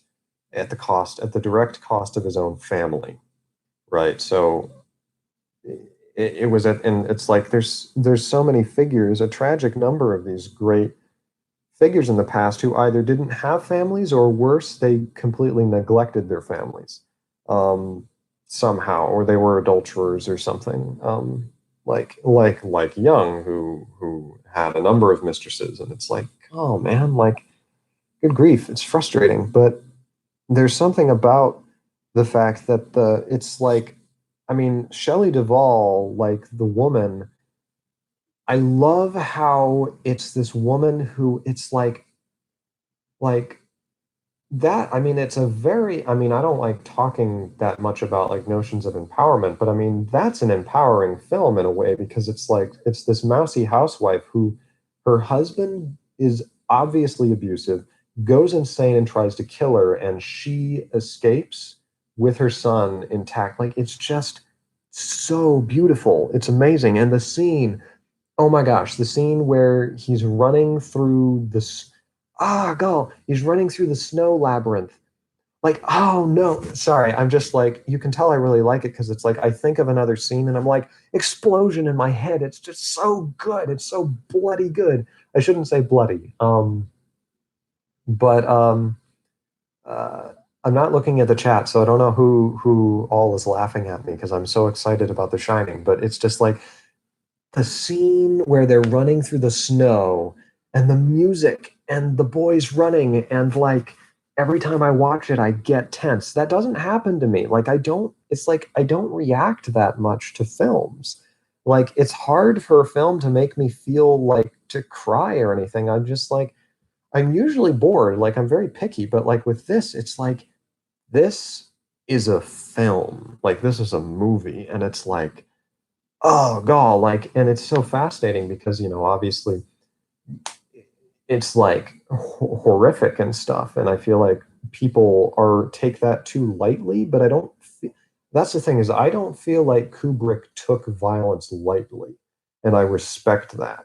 I feel like he as an I do think that he was an ISTP. I think he's in the beta temperament, and I think that's part of why I like him so much. I feel like he took whenever he dealt with violence, he took it. I haven't seen Clockwork Orange, but even though he has this very dark sense of humor, like the other one I was going to mention was Doctor Strangelove. It's amazing because it it's like the blackest humor ever. It's amazing. I don't know. So those would probably be my picks. Princess Mononoke. But before that, Nausicaa and the Valley of the Wind. I like some of those Miyazaki films. Those are truly works of art. Those are very, very good. And I do like some of the Pixar films. But I like Miyazaki. I like Kubrick. Um, I really like Nausicaa of the Valley of the Wind, and I like Princess Mononoke. I'd probably choose Nausicaa over Princess Mononoke for no clear reason. I just like Nausicaa. I like her character. I like the way that film plays out. I don't know. I just really like her. And I like the characters. Trying to think if there's anything else. This is probably going to be the last question that I'm able to cover because we've come up to 3 hours. But I will. There are just just two more questions, so that will probably just be um, two or three more questions from the video. So that'll just be nice to do those in another little video. But oh yes, well thank you. I have not seen Million Dollar Baby. Maybe I need to take a look at that. I've heard of it. I haven't seen it.